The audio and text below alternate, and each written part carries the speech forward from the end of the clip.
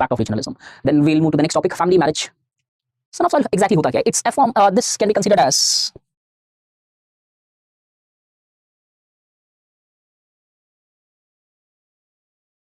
son of soil considered as that form of regionalism which hampers the integration present in any society. किसी भी देश के अंदर सारे सिटीजन्स का एक इक्वल अधिकार होता है सॉर्ट ऑफ, until unless कुछ बाई लॉ और कॉन्स्टिट्यूशन एरियाज ऐसे बना दिए जाए कि किसी के वेलबींग को प्रोटेक्ट करने के लिए वहां पे मूवमेंट रेस्ट्रिक्ट कर दिया गया है. जैसे बहुत सारे ट्राइबल एरियाज नॉर्थ ईस्ट में जाओगे तो कुछ ऐसे प्रोविजंस है, but normally everybody has an equal share in the country's resources. No particular ethnicity or no particular caste or no particular aspect can largely advocate that they have the hold over the resources of the country and they can demarcate the people outside. लेकिन कई बार कुछ form of regionalism होते हैं जहां पे ऐसी understanding develop हो जाती है कि उस रीजन के पर्टिकुलर पूरी कंट्री को लेकर नहीं चल रहे हैं, ये उस कंट्री के अंदर एक क्षेत्र को, एक पर्टिकुलर रीजन को, इन दैट पर्टिकुलर कंट्री या पर्टिकुलर रीजन और अ पर्टिकुलर पार्ट, वहां के लोग ये कंसीडर करने लगते हैं that the resources belonging to that particular part is only for the people who are born there. जो बाहर से आए हैं उनका अधिकार या हक नहीं होता उन रिसोर्सेज पे. ऐसी एक सोच डेवलप हो जाती है जिसको एक सिंपल टर्म में बोला जाता है सन of soil. So son of soil is a hyper-regionalism where the people start advocating the belief that the people who are born in that particular soil has the first usable right or ownership of the resources present in that particular region. अब जब ये particular feeling develop हो जाती है तो कहीं ना कहीं एक sort of hatred लेके आ जाती है towards so-called others. जो लोग वहां के बाशिंदे नहीं है, जो लोग वहां पे जन्म से नहीं है, वहां के लोगों के towards एक hatred हो जाता है. अब पकड़ने वाली चीज इस पूरे एस्पेक्ट में ये है, क्या son of soil पॉलिसी का मतलब बर्थ से है या फिर ये सन ऑफ सॉइल पॉलिसी ज्यादा एक पर्टिकुलर एथनिक क्राइटेरिया या कल्चर से चल रही है? दिखने में लगेगा सन ऑफ सॉइल मतलब एक डायरेक्टली बर्थ से कनेक्शन होना चाहिए, ऐसा नहीं होता है. सन ऑफ सॉइल पॉलिसी का मतलब ये नहीं होता है जो वहां पे जन्म लेते हैं उनका अधिकार होता है. Rather than sun of soil का मतलब ये होता है कि जो संस्कृति या कल्चर उस एरिया में है, जो एक पर्टिकुलर एथनिसिटी उस एरिया में है, जो डोमिनेटिंग है, उनके जन्म सिद्ध अधिकार माने जाएंगे वो रिसोर्सेज पे. कैसे? एक एग्जांपल के तौर पे लेट्स अज्यूम कि जब ये बॉम्बे के अंदर ऐसी पॉलिसी का शेप लिया गया, तो लेट्स अज्यूम बॉम्बे का सर्कमस्टेंसेस लेते हैं और बॉम्बे के अंदर देखते हैं कि सपोज एक पर्टिकुलर नॉर्थ इंडियन बॉम्बे के अंदर मतलब 20-25 सालों से रह रहा है, या मान लेते हैं वहीं पे जन्म लिया हुआ है उसका और वो वहीं पे एजुकेशन जॉब और सारी चीजें वहीं पे कर रहा है, और बाई चांस उस टाइम के अंदर ये सन ऑफ सॉइल पॉलिसी का असर्शन होता है, तो even that person despite having his birth in that particular region would be considered as an outsider. क्यों? Because the culture of that particular person would not largely be similar to the people who are living in that particular area. वहां का नहीं माना जाएगा वो, चाहे उसका जन्म उस एरिया में क्यों ना हुआ हो, बिकॉज उनका कल्चर कंप्लीटली अलग होगा when compared to the people or the culture which is largely present in that particular area. Take an example. Bengaluru में अगर आप जाते हो तो काफी टाइम में छोटे मोटे इंसिडेंट्स ऐसे हुए हैं जहां पे बेंगलुरु के अंदर काफी असर्शन रहा है, स्पेशली ये लैंग्वेज के मुद्दे को लेके. जब भी हिंदी लगाने की बात आती है एक असर्शन होने लगता है कि नहीं, हिंदी को हम एक्सेप्ट नहीं करेंगे. Why is that? That is something which is a problematic. Imposition जितनी हिंदी की problematic है, complete rejection of Hindi is also a problem. Because at the end there has to be something जो एक commonly acceptable हो. मान लिया शायद और भी languages के speakers बहुत ज्यादा रहे होंगे, जैसे हिंदी की बात आती है वो automatically defensive mode पे आ जाता है. And no, the Hindi should not be imposed. For example, incidents क्या हुए बेंगलुरु के अंदर कि मेट्रो जो है, नम्मा मेट्रो के ऊपर जो हिंदी लिखावट है उसको ब्लैक कर दिया गया. अब अगर सपोज एक पर्टिकुलर नॉर्थ इंडियन बैंगलोर में जन्म से पढ़ रहा है, स्कूलिंग की, कॉलेज की, और शायद वहीं पे सेटल होकर जॉब भी कर रहा है या बिजनेस भी कर रहा है, still that person is considered as an outsider. Why? Because it does not belong to the ideology of maybe the locally dominating Kannadigas या फिर Kannada ideology. Same thing could be in Andhra Pradesh, Maharashtra or somewhere else. Because वो उस ideology से, I mean, उस particular ethnicity से नहीं belong करता है, चाहे वो वहीं पे जन्म से रह रहा हो. This is what son of soil policy is. Please दिमाग में absolutely fit कर लेना. इसीलिए कल मैंने पूछा था कि डिटेल में समझ में आया what exactly it is. Son of soil policy has no necessary connections with birth. They have more necessary connections with culture. Sir इसको और कैसे प्रूव किया जा सकता है? Let's take an example. Bombay में जब ये सन ऑफ सॉइल पॉलिसी आई तो इस सन ऑफ सॉइल पॉलिसी का कंप्लीट नेगेशन था कि नॉर्थ इंडियंस को कहीं ना कहीं बॉम्बे से बाहर करना है. क्या सिर्फ नॉर्थ इंडियन क्राउड बॉम्बे पे जा रही थी या फिर साउथ इंडिया से भी बॉम्बे में माइग्रेशन था? इनफैक्ट साउथ इंडिया से भी काफी माइग्रेशन रहा होगा, मे बी कोयंबटूर से, तमिलनाडु से, चेन्नई से, बेंगलुरु से, हैदराबाद से और maybe various other places belonging to the Deccan plateau. But उनके अगेंस्ट में तो नहीं हुई, सिर्फ नॉर्थ इंडियन को क्यों टारगेट किया? बिकॉज जो साउथ इंडिया का कल्चर है वो काफी हद तक सिमिलरिटी भी रखता है महाराष्ट्र के कल्चर से, बट वो नॉर्थ इंडिया का कल्चर कंप्लीटली एक डिफरेंट आइडेंटिटी है. Therefore, it was much more easier to differentiate between the localites, that is Marathis versus North. It was not easy to differentiate Marathi versus Kannadigas or maybe Telgaites or maybe Tamilians or maybe any other identity present there. Is this point clear? Kannadiga is, and I'm talking about a particular ethnicity. Those people who speak Kannada as their language and follow the culture of Karnataka. Kannadigas जैसे बोला जाता है वैसे एक term, जैसे Marathis बोला जाता है, Marathas बोला जाता है, वैसा एक टर्म है, nothing else. So technically son of soil policy has no necessary connections with both. ऐसा क्वेश्चन आ सकता है आपकी यूपीएससी के अंदर रीजनलिज्म के पार्ट को उठा के, और वहां पे नॉर्मली कंफ्यूज हो जाते हैं स्टूडेंट. नहीं ये तो बर्थ से कनेक्टेड है, कैसे बर्थ से नहीं है? सन ऑफ सॉइल नाम से ऐसे लग रहा है कि वो जन्म से ही कुछ होगा. It's more dominating talking about the aspects of cultural differences. So son of soil policy is a particular policy which is a form of hyper regionalism which hampers the integration of the country.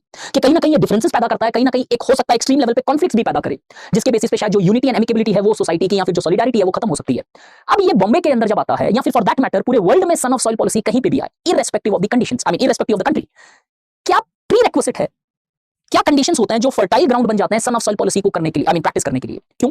Because एक solid सा example जो मिलता है India के अंदर, हमेशा हम localise या बॉयल डाउन हो जाते हैं बॉम्बे के ऊपर. सबसे best example sun of soil का मैनिफेस्टेशन उसी में दिखा. और कुछ एग्जांपल शायद थोड़े से स्ट्रेच करके कनेक्ट किए जा सकते हैं, लेकिन अभी तक कोई fully development of son of soil policy जैसा कॉन्सेप्ट शायद रेयरली मिला। नॉर्थ ईस्ट के अंदर मिला, बट वहां पे ट्राइबल एरियाज को ऑटोनॉमी दी गई, तो वो ऑटोनॉमी जब हैम्पर हो रही तो उसके कारण there were certain issues. Assam का जो एंटी माइग्रेशन मूवमेंट है वो कोई एंटी कोई दूसरे नहीं थी, it was against illegal migration. So those things can not be directly collaborated with son of policy at any given point of history. अब ये son of soil policy normally क्यों होती है?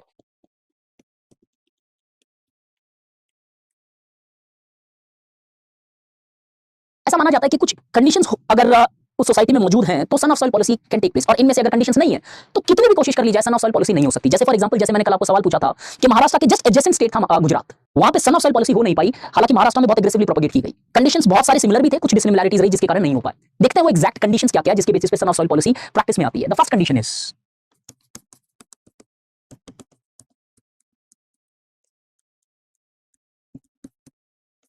लोकली इमोबाइल पॉपुलेशन, मतलब कि उस area या उस रीजन के जो लोकल पॉपुलेशन रहते हैं, उस पॉपुलेशन, गाइस कश्मीर ये सारी चीजें मत ऐड करो यहाँ पे। कश्मीरियत वो आजादी का कांसेप्ट है, वो सेशनिस्ट टाइप का कांसेप्ट है, ठीक है। आपको मैंने बहुत क्लियरली यहाँ पे बोला है कि इंडिया में एक एग्जांपल को छोड़ के दूसरा on the verge of becoming है बेंगलुरु, अभी तक बना नहीं है। You will not find any second example here. India में ऐसे सेकंड एग्जांपल्स आपको नहीं दिखाई देंगे फुली मैच्योर्ड फॉर्म के अंदर, थोड़े थोड़े थोड़े कुछ कंडीशंस दिखाई दे सकते हैं। Kashmiriyat is a completely different concept, वो son of soil policy type का कांसेप्ट नहीं है। वहां पे कंप्लीटली चाहिए कि we want to actually get separate from India, वो ऐसा टाइप का सही आइडियोलॉजी फैला रहा है वहां पे। सो वो एक अलग कांसेप्ट है, सेशनिज्म में आ जाएगा वो। दिस इज नॉट सेशनिस्ट, ठीक है। लोकल पॉपुलेशन किसी भी एरिया में, हम बॉम्बे नहीं डिस्कस कर रहे हैं फिलहाल, हम कंडीशंस डिस्कस कर रहे हैं, वो चाहे बॉम्बे हो, बेंगलुरु हो, कर्नाटका हो, तमिलनाडु हो, अमेरिका हो या इथियोपिया हो, कहीं पे भी अगर सन ऑफ सॉइल पॉलिसी आएगी तो ऐसे कुछ कंडीशंस पहले होने जरूरी है उधर।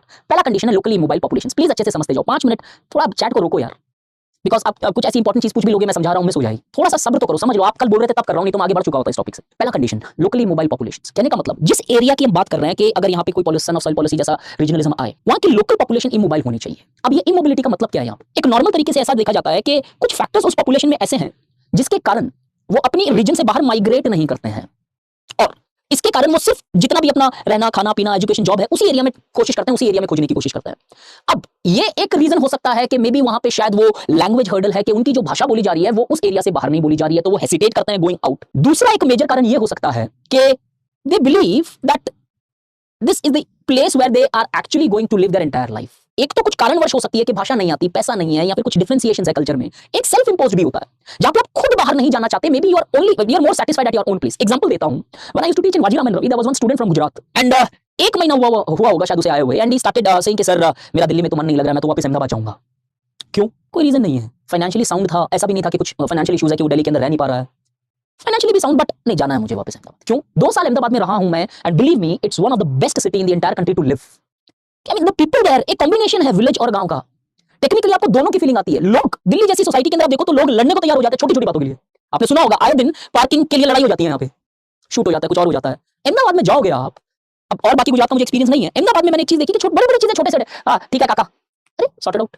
आई मीन इट्स, अब एक आदमी उस गुजरात से अहमदाबाद से जब वो दिल्ली में आता है, उसे कल्चरल शॉक लगता है उसकी लाइफ का, कि वो लोग एक अलग सैटरडे संडे एंजॉय करते हैं वो लाइफ। दिवाली के टाइम जब मैं था मुझे खाने की प्रॉब्लम हो गई थी क्योंकि सबको हॉलिडे में चली जाती है, ऐसा लगता है पूरा अहमदाबाद छुट्टी पे है। I mean, they enjoy their life at the same time they work hard. और यहाँ दिल्ली के अंदर छोटी छोटी चीजों में पता नहीं लोगों के दिल में कौन सा फ्रस्ट्रेशन है यहाँ पे, कि वो बस सामने वाले पे फ्रस्ट्रेशन निकालना चाहिए, रिक्शा वाला हो, रेडी वाला हो या कुछ भी हो। अब एक इंसान उस गुजरात से दिल्ली में जब आए, उसे तो अपने लाइफ का कल्चरल शॉक लग जाएगा। असम जब मैं गया तो मैं नॉर्मल दिल्ली वाली नॉर्मल लैंग्वेज में बोला, और काफी टाइम जब किसी एक रीजन में रह जाते हो तो आपका उसका एक टोन आ जाता है, एक भाषा आ जाती है, मे बी एक वो एक सॉर्ट ऑफ एक्सेंट आ जाता है। असम में जब मैंने सिम कार्ड खरीदने गया तो इनफैक्ट ऐसे बोला, अरे सर आप इतना रूडली क्यों बात कर रहे हो? भाई यार मैं कहाँ रूड हुआ? अब दिल्ली में वो कॉमन है, but वो शायद उधर रूड लग रही थी उन्हें। This guy left Delhi within 1.5 or 2 months. Why? Because he had his cultural shock. He was more satisfied in that particular place. वैसा ही पहला कंडीशन होता है सन ऑफ सॉइल पॉलिसी के लिए, कि local population don't want to migrate out of their region. अब उसके reasons multiple हो सकते हैं, रीजन टू रीजन वेरी कर सकते हैं। पहला पॉइंट क्लियर। अब जैसे किसी ने लिखा इधर हरियाणवी पूरी दिल्ली में रूड लगती है, इनफैक्ट मैं आपसे ये डिसएग्री करूंगा। मुझे ऐसा लगता है हरियाणवी एक ऐसी भाषा है जो सबसे मजेदार है। हाँ हो सकता है थोड़ा सा टोन हैवी होता होगा उसका, मतलब वही एक ऐसी लैंग्वेज है जो एकदम मजे लेके बोली जाती है यार, मतलब ऐसा लगता है कि आप एंजॉय कर रहे हो बोलते वक्त। आई डोंट नो, अब अपने अपने परसेप्शन हो सकते हैं, लेकिन वो एक एंजॉय करके जो भाषा बोली जाती है ना, हो सकता है the sweetest language could be Bengali, but ये हरियाणवी जो एक्चुअली एंजॉय करके जो बोलते हैं ना, वो wow, I mean just exceptional है यार। उसकी कोई कंपटीशन नहीं है मेरे हिसाब से। जस्ट मे बी बिकॉज़ मैं दिल्ली में रहता हूं तो शायद मैं उससे ज्यादा कनेक्टेड रहा हूं, बट स्टिल वो भाषा बहुत ही कटे जा रहा है छोरे, वो ऐसा लगता है कि एंजॉय करके बोल रहे हो आप। That is there in fact. अब आपको आपकी रीजन की भी लग सकती है। पहले क्लियर है, लोकल पॉपुलेशन मोबाइल होना चाहिए। आगे बढ़ें तो सेकंड इंपॉर्टेंट कंडीशन जो एक ग्राउंड बन सकता है सन ऑफ सॉइल पॉलिसी के लिए, वो है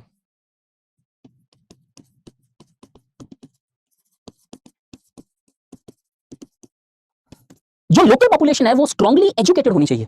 क्यों होनी चाहिए? बिकॉज अगर वो एजुकेटेड रहेगी तो चांसेस है कि those people would be more working professionals.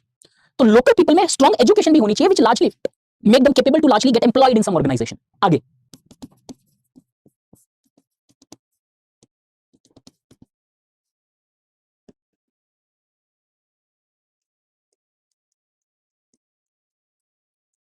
Huge migration with cultural difference. For example Bombay का एग्जांपल लें तो साउथ इंडिया से माइग्रेशन शायद उतना बड़ा कल्चरल डिफरेंस नहीं रखेगा, उधर काफी कुछ सिमिलरिटीज भी रहेगी। ऐसे माइग्रेशन हो रही है उस पर्टिकुलर एरिया में जो लोकल कल्चर से काफी अलग है, कंप्लीटली अलग होती है उस पर्टिकुलर लोकल कल्चर से। सो एक कल्चरल डिफरेंसेस माइग्रेशन होनी चाहिए उधर। नेक्स्ट,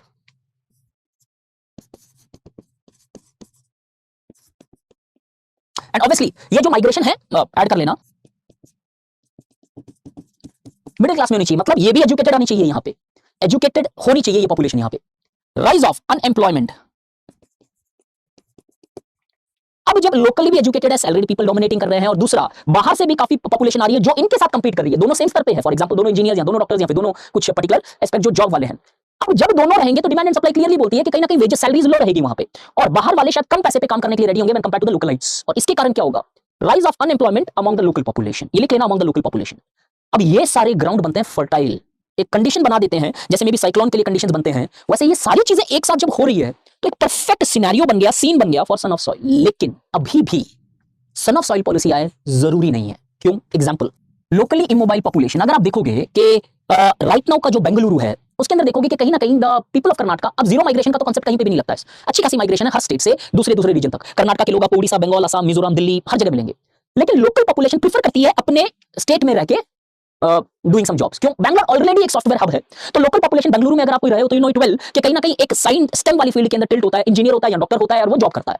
लोकल पॉपुलेशन वहां पे काफी हद तक की मोबाइल है, बिकॉज़ मोर और less they are getting their jobs in their respective cities, they don't have to travel to Gurgaon, Cyberabad और पुणे और समवेयर एल्स।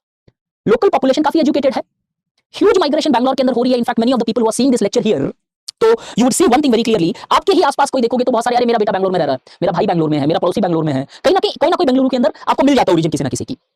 अब माइग्रेशन भी बेंगलुरु में बहुत हैवी है, specially if you go to area such as Bellandur, Whitefield, उन एरियाज में स्ट्रॉन्ग नॉर्थ इंडियन पॉपुलेशन है इनफैक्ट, क्योंकि बहुत सारे सॉफ्टवेयर इंजीनियर्स आईआईटी से, एनआईटी से, so on and so forth वहां गए हुए हैं। इसके कारण पहले जब सिर्फ लोकली इंजीनियर्स और डॉक्टर्स थे वो अब कंपीट कर रहे हैं, तो कहीं ना कहीं unemployment rate has definitely increase, if not unemployment at least the salaries have definitely decrease because of the competition there. फिर भी सारे कंडीशंस क्रिएटेड है, कुछ फॉर्म में दिखाई दे रहे हैं सन ऑफ सॉइल अभी फुली मैच्योर नहीं हो पाया, और ये कंडीशन पिछले 10 साल से चल रहा है। इनफैक्ट क्यों नहीं हो पाया मैच्योर? बिकॉज इन सबके साथ the most important condition miss हो रहा है अभी,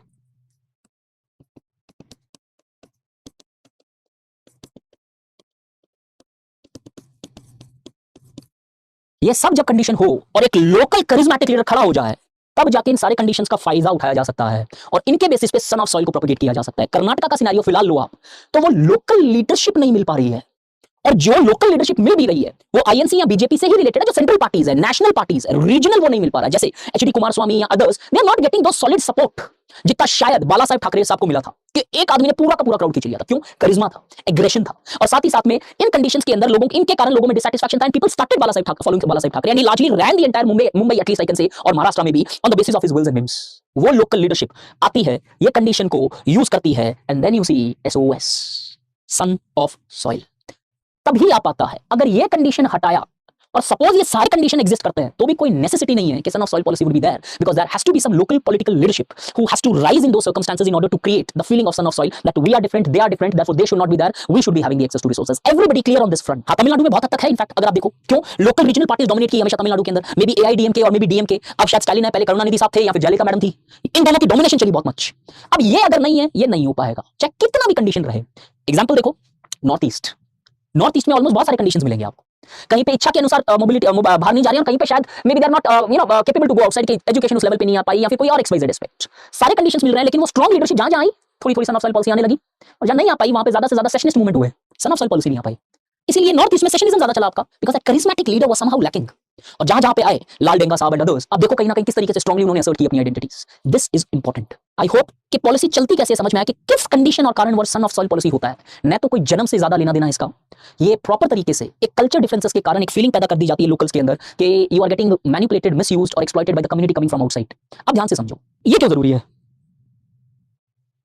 अगर कल्चरल डिफरेंसेस के साथ माइग्रेशन होगा तो there would be ground possible for this politician to largely use कि देखो उनका कल्चर ऐसा है, उनकी सभ्यता ऐसी है, हमारा कल्चर ऐसा है, हमारा कल्चर ऐसा है। अगर ये कल्चरल डिफरेंसेस नहीं है, किस बेसिस पे मैं लोगों को एक साथ करूंगा? Because culture would no more be a basis of largely pulling the people together कि no they are different culture, उनकी सभ्यता हमसे बहुत अलग है, तो हम लोग हमारे जगह के अंदर हमारा अधिकार होना चाहिए। अब अगर ये कल्चर सेम होता है तो it is not technically possible. और देख लो पूरा बॉम्बे का बॉम्बे, साउथ इंडियंस के ऊपर ये पॉलिसी नहीं प्रैक्टिस की गई थी, बिकॉज उसके अंदर आप कल्चरली उन लोगों को नहीं क्वेश्चन कर सकते हो। तो सर सेक्युलर बेसिस पे पुल अप किया जाता है, सेक्युलर बेसिस पे पुल अप करते ही उतने ही लोग पुल अप होंगे जितने लोग शायद प्रताड़ित है। यहाँ पे हर मराठा आपके साथ खिंचावा नहीं चला आएगा, जैसे ही आपने मराठा आइडेंटिटी में कन्वर्ट कर दिया, ना कि पैसे की कोई आइडेंटिटी के अंदर, पूरा का पूरा कॉम या पूरा का पूरा कम्युनिटी आपके साथ हो जाता है. And this what happened in Mumbai, where the son of soil was propagated in order to largely ensure the development of the local populations, as they believed their development is threatened because of the migration from outside the region as such. अब ये पूरे के पूरे महाराष्ट्र में क्यों नहीं आ पाई? क्यों नॉर्मली हम बोलते हैं कि 2 या 3 सिटीज इसके लिए मेजरली यूज किए जाते हैं, नासिक, बॉम्बे, कुछ हद तक पुणे, लेकिन उतनी ग्रेटली पुणे में थी भी नहीं.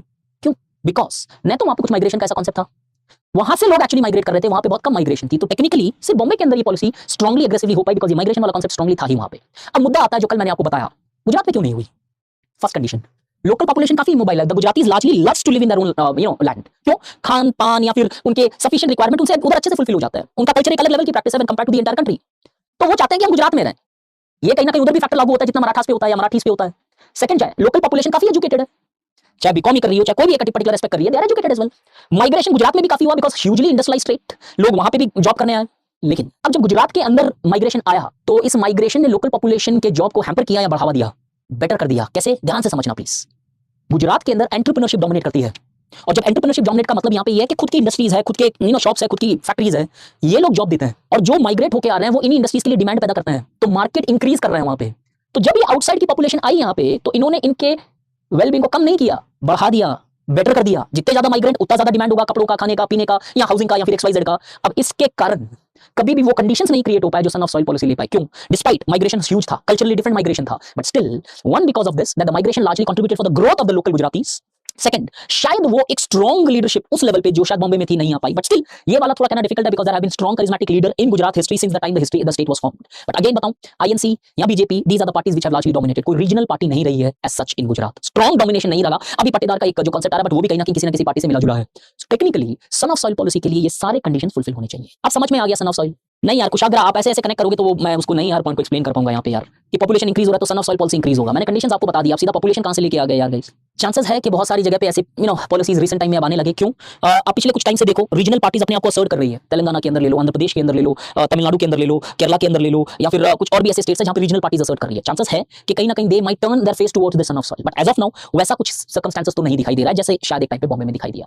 तो remember one thing very clearly, sun of soil policy कभी भी देश के हित के इंटरेस्ट के हिसाब से तो बेटर नहीं है. क्यों? बिकॉज वो एक वी फीलिंग को खत्म कर देती है. इनफैक्ट जो एज एन इंडियन जो वी फीलिंग डेवलप होती है कहीं ना कहीं वो टार्निश हो जाती है, एक स्कार आ जाता है बिकॉज आप अपनी आइडेंटिटी को असर्ट करने लगते हो, even sometimes at the cost of national welfare. और ऐसे कोई पॉलिसी तो डेफिनेटली जस्टिफाइड नहीं की जा सकती, चाहे एथिकली, चाहे आइडियोलॉजिकली, या चाहे पॉलिटिकली तो की जा सकती है, या चाहे आंसर के अंदर आप यूपीएससी की पर्सपेक्टिव से लो. तो अगर क्वेश्चन सन ऑफ सॉइल आए, यस नेसेसरीली इसकी नेगेटिव इंपैक्ट्स है. Disintegration, clear. Cultural source is only the source of, किसी ने कुछ पूछा, नो. कल्चर के साथ साथ मैंने यहाँ पे इकोनॉमिक एस्पेक्ट भी बोले हैं, have a look to that as well. अब आते हैं रीजनलिज्म की कॉजेस क्या है उसको ब्लैक कर दी. चांसेस है कि बहुत सारी जगह पे ऐसे पॉलिसीज रिसेंट टाइम में अब आने लगे. क्यों? आप पिछले कुछ टाइम से देखो रीजनल पार्टीज अपने आप को असर्ट कर रही है. तेलंगाना के अंदर ले लो, आंध्र प्रदेश के अंदर ले लो, तमिलनाडु के अंदर ले लो, केरला के अंदर ले लो, या फिर कुछ और भी ऐसे स्टेट्स हैं जहां पे रीजनल पार्टीज असर्ट कर रही है. चांसेस है कि कहीं ना कहीं they might turn their face towards the son of soil. But as of now वैसा कुछ सर्कमस्टेंसेस तो नहीं दिखाई दे रहा है जैसे शायद एक टाइम पे बॉम्बे में दिखाई दिया. तो remember one thing very clearly, sun of soil policy कभी भी देश के हित के इंटरेस्ट के हिसाब से तो बेटर नहीं है. क्यों? बिकॉज वो एक वी फीलिंग को खत्म कर देती है. इनफैक्ट जो एज एन इंडियन जो वी फीलिंग डेवलप होती है कहीं ना कहीं वो टार्निश हो जाती है, एक स्कार आ जाता है बिकॉज आप अपनी आइडेंटिटी को असर्ट करने लगते हो, even sometimes at the cost of national welfare. और ऐसे कोई पॉलिसी तो डेफिनेटली जस्टिफाइड नहीं की जा सकती, चाहे एथिकली, चाहे आइडियोलॉजिकली, या चाहे पॉलिटिकली तो की जा सकती है, या चाहे आंसर के अंदर आप यूपीएससी की पर्सपेक्टिव से लो. तो अगर क्वेश्चन सन ऑफ सॉइल आए, यस नेसेसरीली इसकी नेगेटिव इंपैक्ट्स है. Disintegration, clear. Cultural source is only the source of, किसी ने कुछ पूछा, नो. कल्चर के साथ साथ मैंने यहाँ पे इकोनॉमिक एस्पेक्ट भी बोले हैं, have a look to that as well. अब आते हैं रीजनलिज्म की कॉजेस क्या है. फ्रैंकली बताऊं, regionalism is a broad phenomena. जब आप रीजनलिज्म पे लिखो, ऑब्वियसली इंडियन सोसाइटी में तो इंडियन सोसाइटी के पर्सपेक्टिव से लिखना है, लेकिन फिर भी रीजनलिज्म राइज कर रहा है. बट विडंबना यह है कि हम रीजनल ग्रुपिंग्स को तो आज प्रमोट कर रहे हैं, लेकिन regionalism with in the country हमको लगता है कि सिर्फ नेगेटिव होता है. सार्क, आसियान, ब्रिक्स, ऐसी ऑर्गेनाइज क्वाड, बहुत सारे रीजनल ग्रुपिंग्स को हम एग्रेसिवली सपोर्ट करते हैं, इंडिया स्ट्रांगली पार्टिसिपेट करती है. बट नॉर्मली जब एक स्टूडेंट पढ़ता है तो ऐसा लगता है रीजनलिज्म आती है वो थोड़ा सा पीछे कदम ले लेता है कि नहीं ये तो नेगेटिव है, ये तो खराब है. देखते हैं खराब या नहीं है, बट कॉजेस पहले देख लेते हैं. There are multiple causes for the rise of regionalism. अब any factor can largely take up regional identities. कुछ भी छोटा सा फैक्टर एक रीजनल आइडेंटिटी को स्ट्रॉन्ग कर सकता है, चाहे एक पर्टिकुलर कम्युनल इंसिडेंट हो, एक पर्टिकुलर कोई गवर्नमेंट पॉलिसी हो, या एक पर्टिकुलर कोई लैंग्वेज रिलेटेड इश्यूज हो, या कोई फूड पैटर्न्स हो, या माइग्रेशन हो. There are anything which exist in this society has capability to largely strengthen the regional aspirations and feelings. Son of soil policy में आपने देखा कि कोई भी ऐसा फैक्टर नहीं था, फिर भी सन ऑफ सॉइल जैसा कांसेप्ट आ गया. क्यों? पॉलिटिक्स ने थोड़ा सा कंडीशंस को समझा and they started preaching this particular policy as such. अगर ओवरऑल कॉजेस फिर भी देखनी है तो one important reason of the rise of regionalism in the Indian society has been the development. Development एक बहुत बड़ा मुद्दा रहा है रीजनलिज्म को बार बार जस्टिफाई या बार बार प्रोपेगेट करने के लिए। अब ये डेवलपमेंट दो तरीके से कर सकता है। Under development can lead to regionalism. कई बार कुछ स्टेट्स डेवलप नहीं कर पाते हैं और इसके कारण उनके अंदर रिलेटिव डेप्रिवेशन होने लगती है। They start feeling neglected and over a period of time a particular person comes, largely provides the right leadership and leads to the rise of regionalism। अब किस फॉर्म में? ऑटोनॉमी के फॉर्म में हो सकता है, स्टेट के फॉर्म में हो सकता है, सेशनिज्म के फॉर्म में हो सकता है, या सन ऑफ सॉइल में हो सकता है। तो अंडर डेवलपमेंट इंडिया में बहुत बार एक कारण स्ट्रांगली बना है for the rise of regionalism, specially true in the context of states such as Jharkhand, Uttaranchal, today Uttarakhand. इन सारे बुंदेलखंड की डिमांड देखो आज के टाइम के अंदर। इन नॉर्थ ईस्ट के अंदर आप जाओगे तो देखोगे कि डेवलपमेंट के बेसिस पे लोगों ने एक सेशनिस्ट मूवमेंट तक स्टार्ट कर दिया for that matter.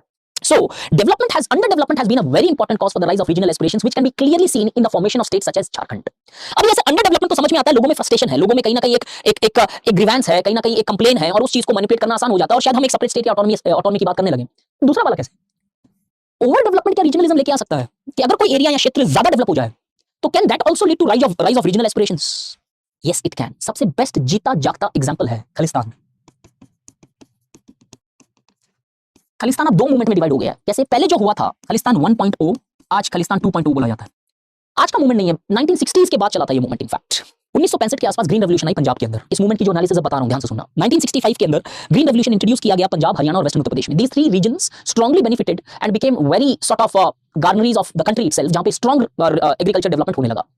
And as a result the income of the farmers increased, पैसा इंक्रीज होने लगा। And guided by these aspirations now it was seen that के these people who now had a lavish lifestyles, I'm not pretty much sure, कोई north India में यहाँ पे Haryana Delhi belt में रहता है तो पता रहेगा। दिल्ली से आप रोहतक या फिर हिसार या फिर इस तरफ जाओगे बाई रोड, अब देखोगे कि आपने जीवन में जितनी लैम्बोर्गिनीज दिल्ली बॉम्बे में नहीं देखी होगी ना, उससे ज्यादा रोहतक, हिसार और ये छोटे छोटे गांव कस्बों में देख लोगे हरियाणा के।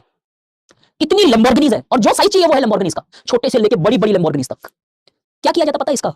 क्यों इतनी लैम्बोर्गिनीज है? आई मीन वो गांव में लैम्बोर्गिनी क्या ही चलाएगा यार, सॉन्ग्स में यूज किया जाता है, ये हो सकता है, पता नहीं, मे बी पॉसिबिलिटी है। शादी ब्याह में यूज किया जाता है, सीरियसली रेंट पे देते हैं वहां पे। मतलब आपने कई बार सुना ना, दुल्हा हेलीकॉप्टर से उतर रहा है। आई मीन ऐसे कुछ कॉन्सेप्ट्स भी है यहाँ पे। यू नो मैरिजेस के अंदर they are given on rent. Imagine seriously Lamborghinis on rent. Innova तो समझ में आता है यार, Lamborghinis off for rent, day के हिसाब से, नाइट के हिसाब से, जैसे भी आप जितने घंटे के हिसाब से लेना चाहो। अब इमेजिन द सर्कमस्टेंस, इतनी लैविश लाइफस्टाइल हो गई एरिया में। और अगर have you seen this movie called age, एक बहुत ही हाईली अक्लेम्ड मूवी आई थी इंडिया के अंदर, उससे समझाता हूं ये ओवर डेवलपमेंट कैसे प्रॉब्लमेटिक होता है। कॉल्ड एज तुम्बाड़ देखी, एक मूवी आई थी। ठीक है, अरे सर पिक्चर देखने का टाइम नहीं मिलता है, बार-बार बोलते हो। बाय चांस अगर देखी है या फिर कोई और भी पिक्चर देखी है तो अब देखना उसमें एक वो सोना निकालते रहता है एक जगह जाके। अब मैं पूरी स्टोरी नहीं एक्सप्लेन कर सकता। वो सोना निकालता है एक पर्टिकुलर सॉर्ट ऑफ डेविल के पास जाके, भूत के पास, या जैसे भी बोलो, दानव के पास। वैसे भगवान थे वो। एक दिन इसे लालच आता है, मे बी जब ये बेटी के साथ जाता है, वो एक साथ सब उठा लूं मैं। And this guy faces his death there. जब आपका स्टेट डेवलप करने लगा, some of the local people in Punjab started advocating separation from the country because now they believe they had the resources, and if these resources can only be used for the welfare of Punjab, imagine the development of Punjab, the type of development in Punjab it can take place, because right now Punjab resource बना रहा था लेकिन वो पूरी देश के लिए use हो रहे थे। तो अब एक कुछ लोगों ने इसको यूज करना स्टार्ट किया कि क्यों ना हम अपना खालिस्तान बनाएं, और इसके बेसिस पे वहां पे भी आता है रीजन। तो over development can also lead to regionalism. Khalistan is a very good example. लेकिन यही मूवमेंट 2.0 ऐसा माना जाता है कि एक अंडर डेवलपमेंट के कारण आ रहा है कि अब ग्रीन रेवोल्यूशन की इंपैक्ट्स पॉजिटिवली जब नेगेटिव में बदलने लगी तो पैसा कम पड़ने लगा, और साथ ही साथ में कुछ और भी एक्सप्लेनेशन एडेड है इसके अंदर कि लोग बाहर भेज दिए गए पढ़ाई के लिए, XYZ के लिए, अब वहां से इनको सपोर्ट भी मिल रहा है। अब ये एक इंटरनेशनल डायमेंशन है जिसमें ऐड किया जा रहा है। But Khalistan is a very good example where the regionalistic aspirations become strong. कैसा लग रहा है? फिट बैठा? somebody saying sir you are missing the fact। मैं फैक्ट नहीं एक्सप्लेन कर रहा हूं, मैं आपको एक एलॉबरेशन देना चाह रहा हूं कि ओवर डेवलपमेंट कैसा आता है। खालिस्तान के 50 इशू होंगे, कोई सपोर्टर भी होगा तो I am not perfectly right, but Khalistan should never be supported here. It is talking about secessionism, और कि भारत के किसी भी पार्ट का सेशनिज्म कभी भी बर्दाश्त नहीं होगा for sure. No point is this, fact कुछ भी हो, ये सेशनिस्ट मूवमेंट है। That's ultimate reality of this. ठीक। सेकंड, अगर फिर भी थोड़ा सा आपको लग रहा है कि खालिस्तान नहीं लिखी, क्या क्यों नहीं लिखो यार, पूरी सरकार इसके पीछे है, मार्क्स ज्यादा बेटर मिलेंगे इनफैक्ट आपको लिखोगे तो। इसको इतने बड़े-बड़े ऑपरेशंस हो गए इनके ऊपर, और ब्रिटेन वाला इंसिडेंट आपको रिसेंटली पता भी है। अब इसको इससे भी बेस्ट एग्जांपल देता हूं तुम्हें, ओवर डेवलपमेंट से कैसे आता है रीजनलिज्म। यूरोपियन यूनियन का नाम सुना है? Amandeep, I do understand that nobody is supporting Khalistan, media hike करती है कुछ चीज। एक स्टेटमेंट बोल रहा हूं मैं, media has made real more than real. I do understand कि कल ये शायद आइडियोलॉजी क्रिएट कर दी जाए कि यू नो कुछ भी वो खालिस्तानी है, वो ऐसे नहीं होनी चाहिए सोच यार। ठीक है, यूरोपियन यूनियन के अंदर एक कंट्री हुआ करती थी ब्रिटेन, और Britain was the most developed, one of the most developed part of European union. और अब ब्रिटेन को ये लगने लगा कि हमारा डेवलपमेंट तो बाकी देश भी यूज कर रहे हैं, ब्रिटेन में आते हैं, जॉब करते हैं, XYZ बेनिफिट्स लेते हैं, फ्री मूवमेंट है, let's come out of it. कैसे कितनी स्ट्रांग रीजनल ग्रुपिंग जो सालों से चली आ रही थी, झटके में भी एग्जिट हो गया। झटके में इन द सेंस टाइम लगा, बट हो गया। क्यों ना? ब्रिटेन वांटेड कि उनके रिसोर्सेज शायद बाहर वाले क्यों एक्सप्लॉइट करें, क्योंकि दे बिलीव ब्रिटेन ज्यादा विकसित देश है इन सबके अंदर, हमारे रिसोर्सेज ब्रिटेन के लिए यूज होंगे तो ज्यादा काम आएंगे, ज्यादा बेहतरी होगी इधर। दिस इज व्हाट हैपेंस कि आप अपनी रीजनल एस्पिरेशन स्ट्रांग करने लग जाते हो, तो रीजनलिज्म टूट भी जाता है ओवर डेवलपमेंट से, जो यूरोपियन यूनियन का एक बहुत बेहतरीन एग्जांपल है। और रीजनलिज्म की फीलिंग्स आने भी लगती है in many types of secessionist movements and other aspects as such. Please make sure both the aspects of development can actually become a base for the rise of regionalistic aspirations. Modernity का एक simple सा concept ये है कि modernity की दुनिया में जब जब मॉडर्निटी आई तब तब इसे रिजेक्ट कर दिया गया। फ्रेंच रेवोल्यूशन इंटेलेक्चुअलिज्म लेके आता है 17th सेंचुरी में, एनलाइटनमेंट लेके आता है, लोग कंजर्वेटिव्स इसके खड़े अगेंस्ट खड़े हो गए, डिबोनाल्ड, डिमेस्त्रे, अदर्स। इंडिया के अंदर इनिशियली जब इंडस्ट्रियलाइजेशन हो रहा था तो लोग उनके अगेंस्ट भी खड़े थे। एलपीजी हो रहा था तो लोगों को फियर थी कि डेस्कटॉप और कंप्यूटर जो है ह्यूमंस को रिप्लेस कर देंगे। आज हम उसी फेस पे खड़े हैं कि आर्टिफिशियल इंटेलिजेंस जो है ह्यूमन को रिप्लेस कर देगी। हर बार कोई ना कोई फियर रहता है, क्यों कोई भी नई चीज जब आती है तो शायद एक अडेप्टेशन की प्रॉब्लम होती है कि हम अडेप्ट कर पाएंगे कि न्यू चीज में, क्या हमारा हैम्पर होगा या कुछ नेगेटिव एस्पेक्ट्स होंगे या कुछ एक्सवाइजेड एस्पेक्ट्स होंगे। मॉडर्निटी जब आती है तो इट श्योरली किधर भी आए, सर्टेनली ब्रिंग्स रैशनैलिटी।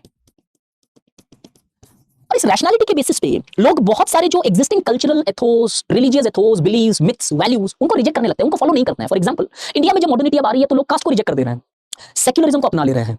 आप में से चलो एक एग्जांपल देखते हैं, आप में से कितने लोग आज आपके पेरेंट्स पूछे कि आज एक डिटेल रिचुअल में जाना है या कुछ यज्ञ करना है तो कितने लोग जाओगे? सब लोग जाओगे? अरे क्या बात है भाई, गजब।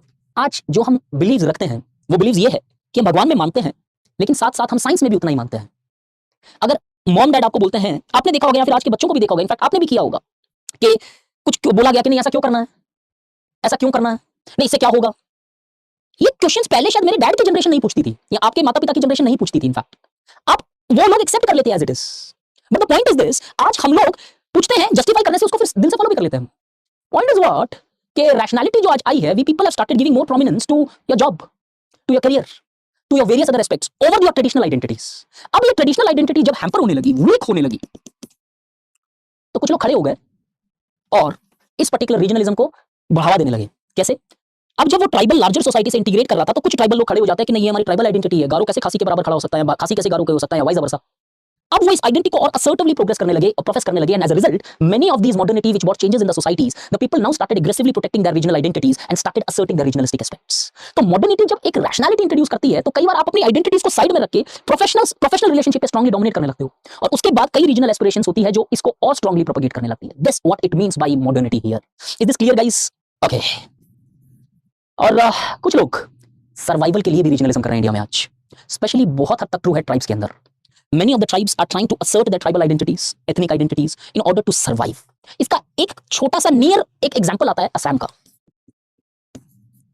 कैसे? असम के अंदर प्रफुल्ल कुमार महंतो एंड अदर्स, बहुत सारे लीडर्स ने मिलकर एक मूवमेंट चालू किया था, जिसके बाद में आसू ऑल असम स्टूडेंट यूनियन, और वो धीरे धीरे एक मूवमेंट बन गया बहुत बड़ा असम के अंदर, जहां पे इलीगल इमिग्रेंट जो थे उनको हटाना है देश से।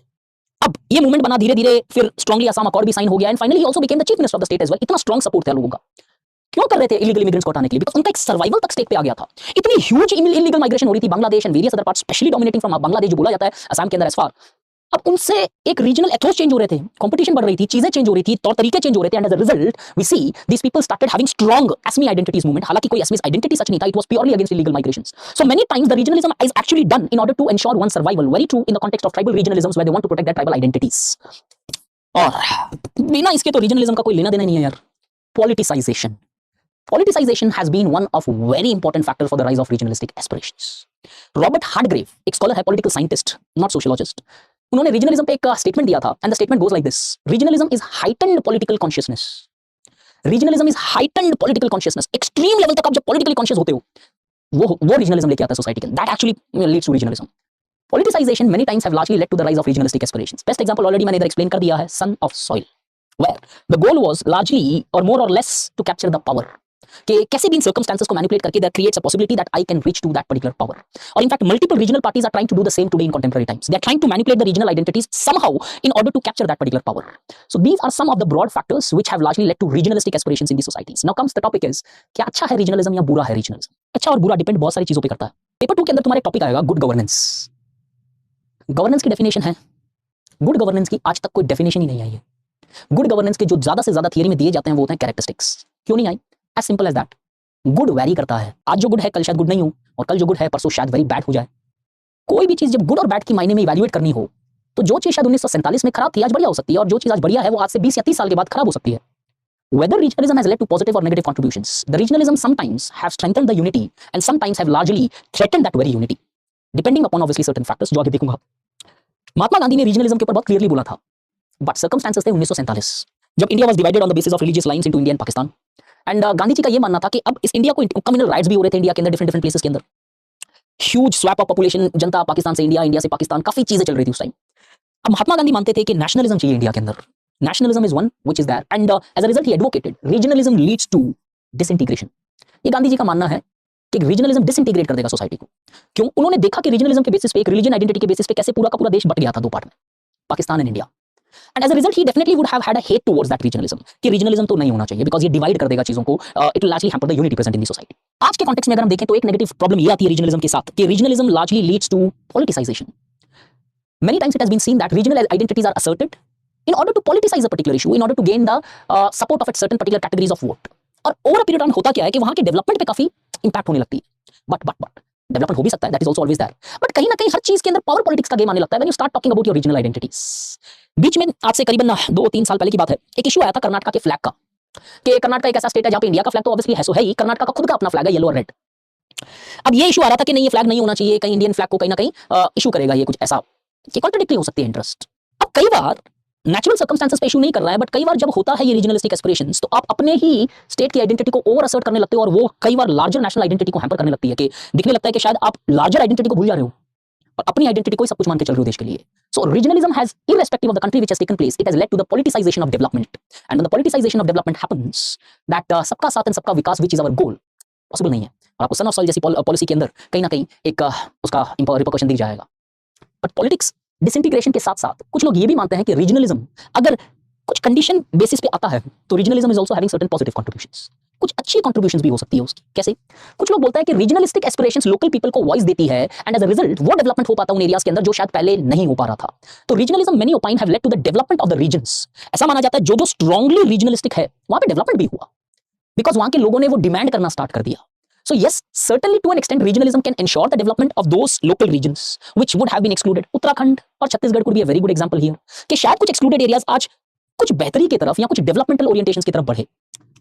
एक इंपॉर्टेंट पॉजिटिव इसका ये भी माना जाता है कि ये लोकल पीपल की एस्पिरेशन, और इसमें याद रखना, एक इंपॉर्टेंट पॉइंट ऐड कर लेना, कि डेवलपमेंट का मतलब यहाँ पे ये है कि ज्यादा इगैलिटेरियन हो जाता है डेवलपमेंट। नहीं तो क्या होता है, जब लोकल रीजनल इंटरेस्ट स्ट्रांग नहीं हो तो there are chances that you might be excluded from the overall developmental process. फिर शायद उधर वही उन्हीं स्टेट्स का डेवलपमेंट हो सकता है जो ज्यादा पावरफुल है, महाराष्ट्र, गुजरात, पंजाब, आंध्र प्रदेश, केरला, तमिलनाडु, छोटे छोटे स्टेट्स हो सकते हैं नॉर्थ ईस्ट के अंदर, और मे बी वो स्टेट जो शायद उतने वोकल नहीं है अपने इंटरेस्ट के लिए, वो बाहर रह जाते हैं। So regionalism has ensured balanced development of the country.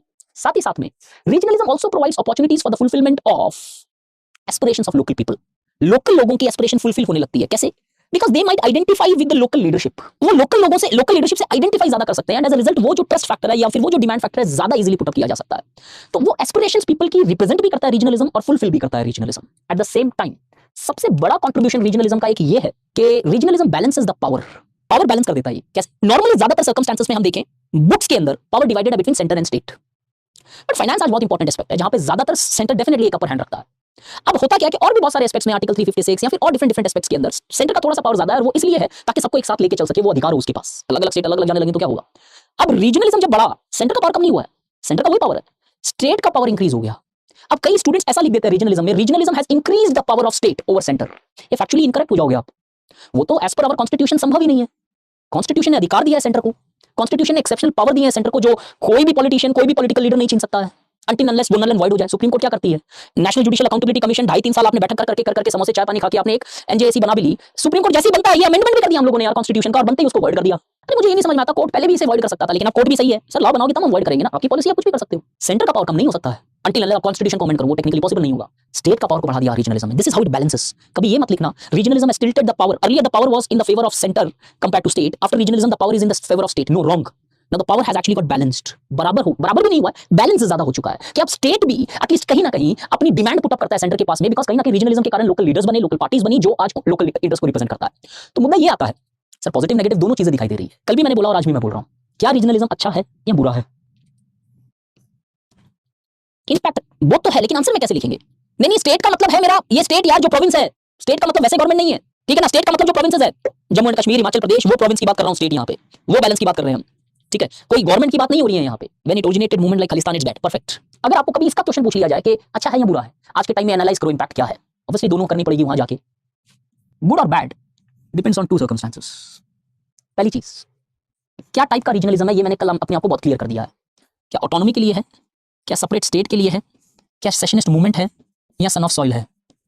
ये दोनों तो डेफिनेटली बैड है if look from the larger countries और nations perspective. No, they hamper unity and many of time these are also not developmental. अगर ये दो forms अगर देखा जाए तो इट नाउ कैरीज, तो गाइस को भी एक बंदा हैंड रेज कर लेना प्लीज। गौरव, मेरा छोटा सा सवाल आपसे वही है, गुड और बैड? सर वही दोनों सिचुएशन ठीक है, लेकिन डिपेंड करता है कि जब तक नेशनल की भी फीलिंग हर्ट नहीं होती है तब तक वो सही है, लेकिन जैसे ही वो इसे हर्ट करता है, एक सेंस ऑफ सेपरेटिज्म को लाता है, तो वहाँ पे इसको हम गलत ठहराएंगे। राइट। तो आपने आंसर भी ऐसे स्टार्ट किया कि आई मीन रीजनलिज्म के दोनों पहलू है, कौन सा बढ़िया है, खराब भी है, बढ़िया भी है, राइट। Yes. अब मैं स्टार्ट करूंगा इस आंसर को कुछ ऐसे। ऑब्वियसली आप पहले रीजनलिज्म डिफाइन करना, whether people's interest become centre around a particular region, फिर मैं बोलूंगा the impact of regionalism depends upon certain factors. The first is the types of regionalism. ध्यान से सुनना गौरव प्लीज, ठीक है। Types of regionalism, there are 4 different broad categories form of regionalism. If the regionalism takes form of secessionist and son of soil, it is certainly bad. मैंने क्या उसे clear answer दिया उधर? Yes, सर आपने दे दिया दो आंसर। क्लियरली बैड है, कोई सेकंड थॉट ही नहीं है इधर। क्यों? बिकॉज ये मेरी कंट्री की इंटीग्रेशन हैम्पर कर देगा, ये मेरा जो कंट्री के अंदर एकता है या फिर वो डेवलपमेंट है उसके अगेंस्ट में खड़ा होगा। इनफैक्ट जैसे एग्जांपल नेक्सलिज्म, आज वही अपनी रोड्स को टारगेट कर रहे हैं, स्कूल्स को टारगेट कर रहे हैं, फिर वो किस बेसिस पे डेवलपमेंट लाने की बात कर रहे हैं? सरकार जब डेवलपमेंट कर रही है तो वो उन्हें उजाड़ रहे हैं, इलेक्ट्रिसिटी पोल को उखाड़ के गिरा देते हैं। ऐसे बहुत सर्कमस्टेंसेस सुने भी होंगे तुमने। अब अगर ऐसे फॉर्म्स है तो सर्टेनली बैड है वो रीजनलिज्म, बिकॉज ये रीजनलिज्म नहीं है, ये एक form of terrorising the people है, forcing the state to largely accept something and that is not acceptable. But if regionalism is of this form, Gaurav, Yes, sir, yes, sir. अगर regionalism इस form का है तब वो पॉजिटिव भी हो सकता है और नेगेटिव भी हो सकता है। समझा मैं डिबेट कहां लेके आगे बढ़ा? समझे आप? Yes, sir. इधर मैंने क्लियरली कोई ऑप्शन नहीं रखा, खराब ही है। अगर ऐसे फॉर्म है तो वो पॉजिटिव नेगेटिव दोनों हो सकते हैं। इनके अंदर पॉजिटिव नेगेटिव दोनों है, इसमें कोई पॉजिटिव नेगेटिव नहीं है, ये खराबी माने जाएंगे अगर देश के हित से देखे तो। Got it? अब Yes, sir. ग्रेटर नागालिंगम को मैं नागास के पॉइंट ऑफ व्यू से तो नहीं लिखूंगा ना आंसर, मैं देश के हिसाब से लिखूंगा आंसर, तब तो ये खराब है, कोई पॉजिटिव है ही नहीं इसके अंदर बॉस। ये है तो ये भी हो सकता है, ये भी हो सकता है। समझ में आ गया? Yes, sir. Beside the type of regionalism, more ये है या ये है, जो भी फॉर्म है इधर, ये दो को नहीं डिस्कस कर रहे हैं हम, ये खराबी है। Beside the type of regionalism, whether this और दिस पॉजिटिव है या नेगेटिव, अब इसमें सर क्या लिखेंगे कि ये पॉजिटिव है या नेगेटिव, कैसे लिखेंगे हम? इधर मैं यूज करूंगा ये एस्पेक्ट।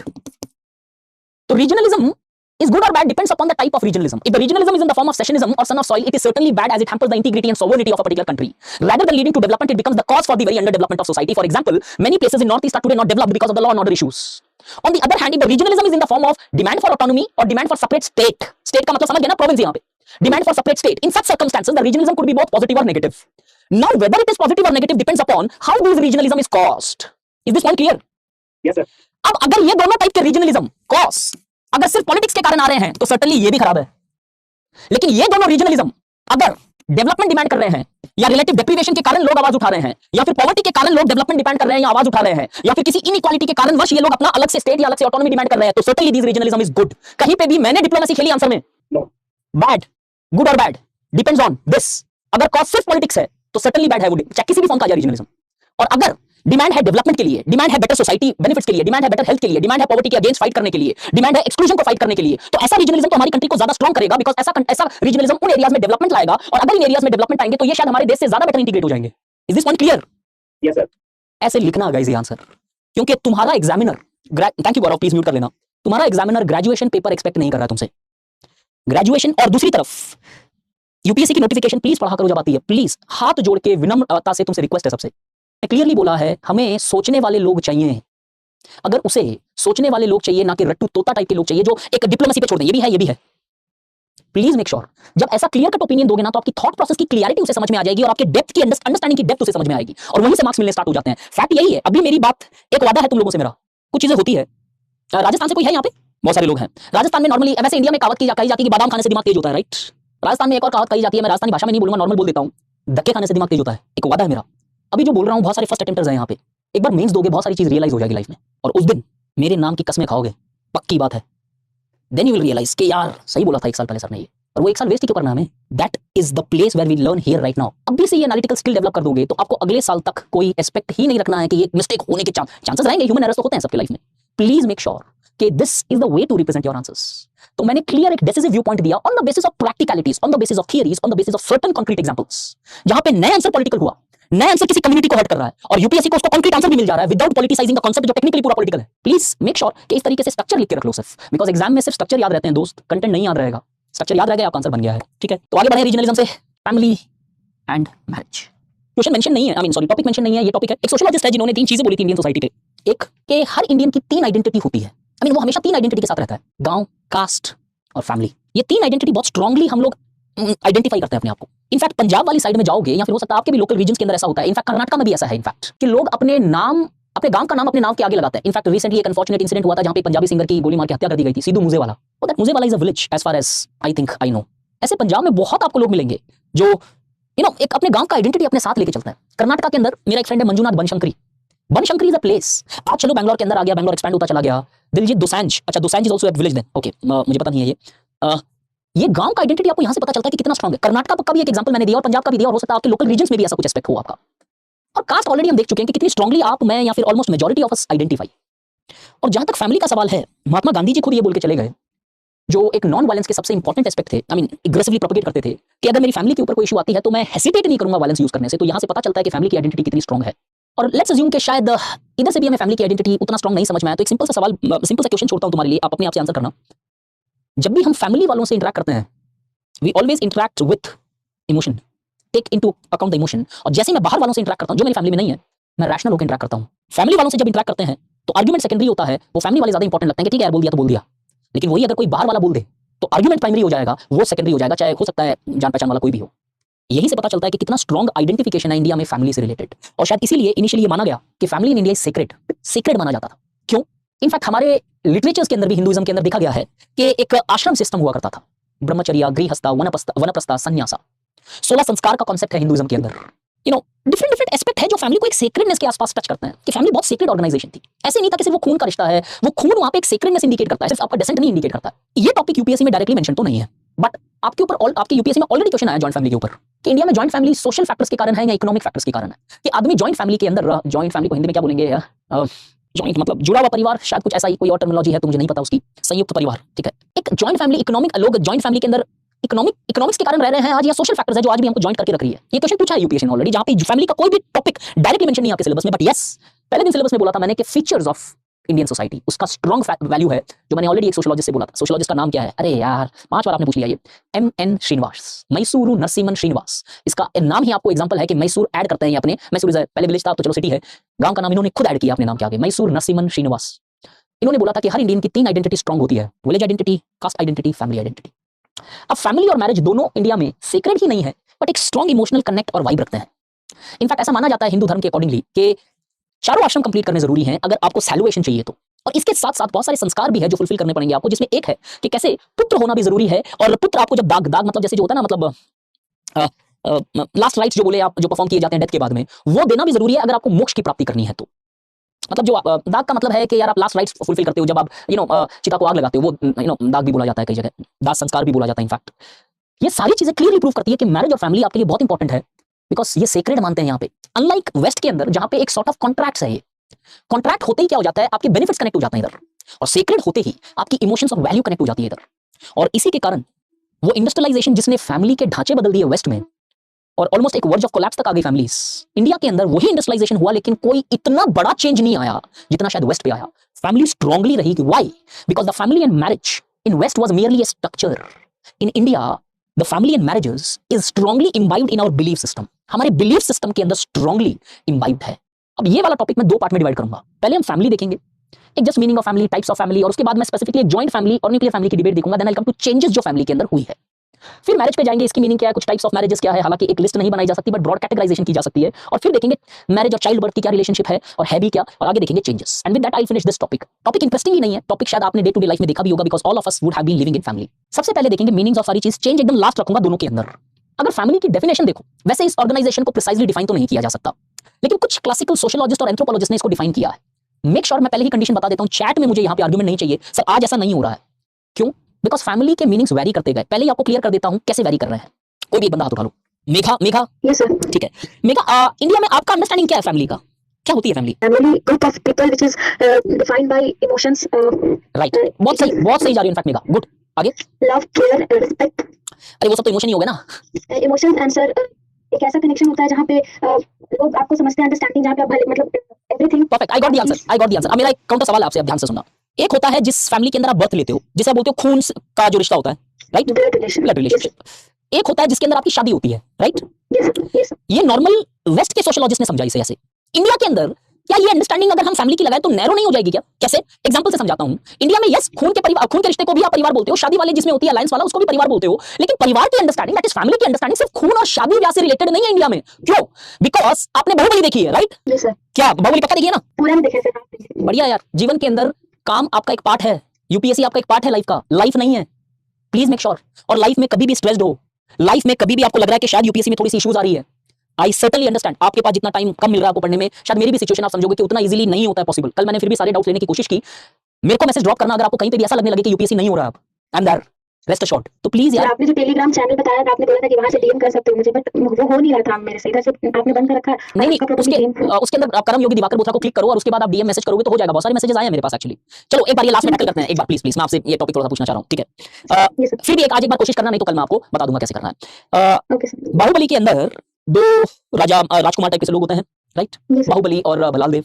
बाहुबली का एक मामा होता है, कौन? मैं ज्यादा मूवी नहीं देखे सर, तो ज्यादा नहीं देखो, कोई बात नहीं, ये तो नेशनल इशू था एक टाइम के अंदर, कटप्पा ने बाहुबली को क्यों मारा? कटप। हाँ, ये सर। कटप्पा वाज द मामा। क्या वो ब्लड से मामा था क्या? No sir. स्लेव था वो महिष्मती किंगडम का, लेकिन मामा का दर्जा दिया गया उसे। मतलब क्या है?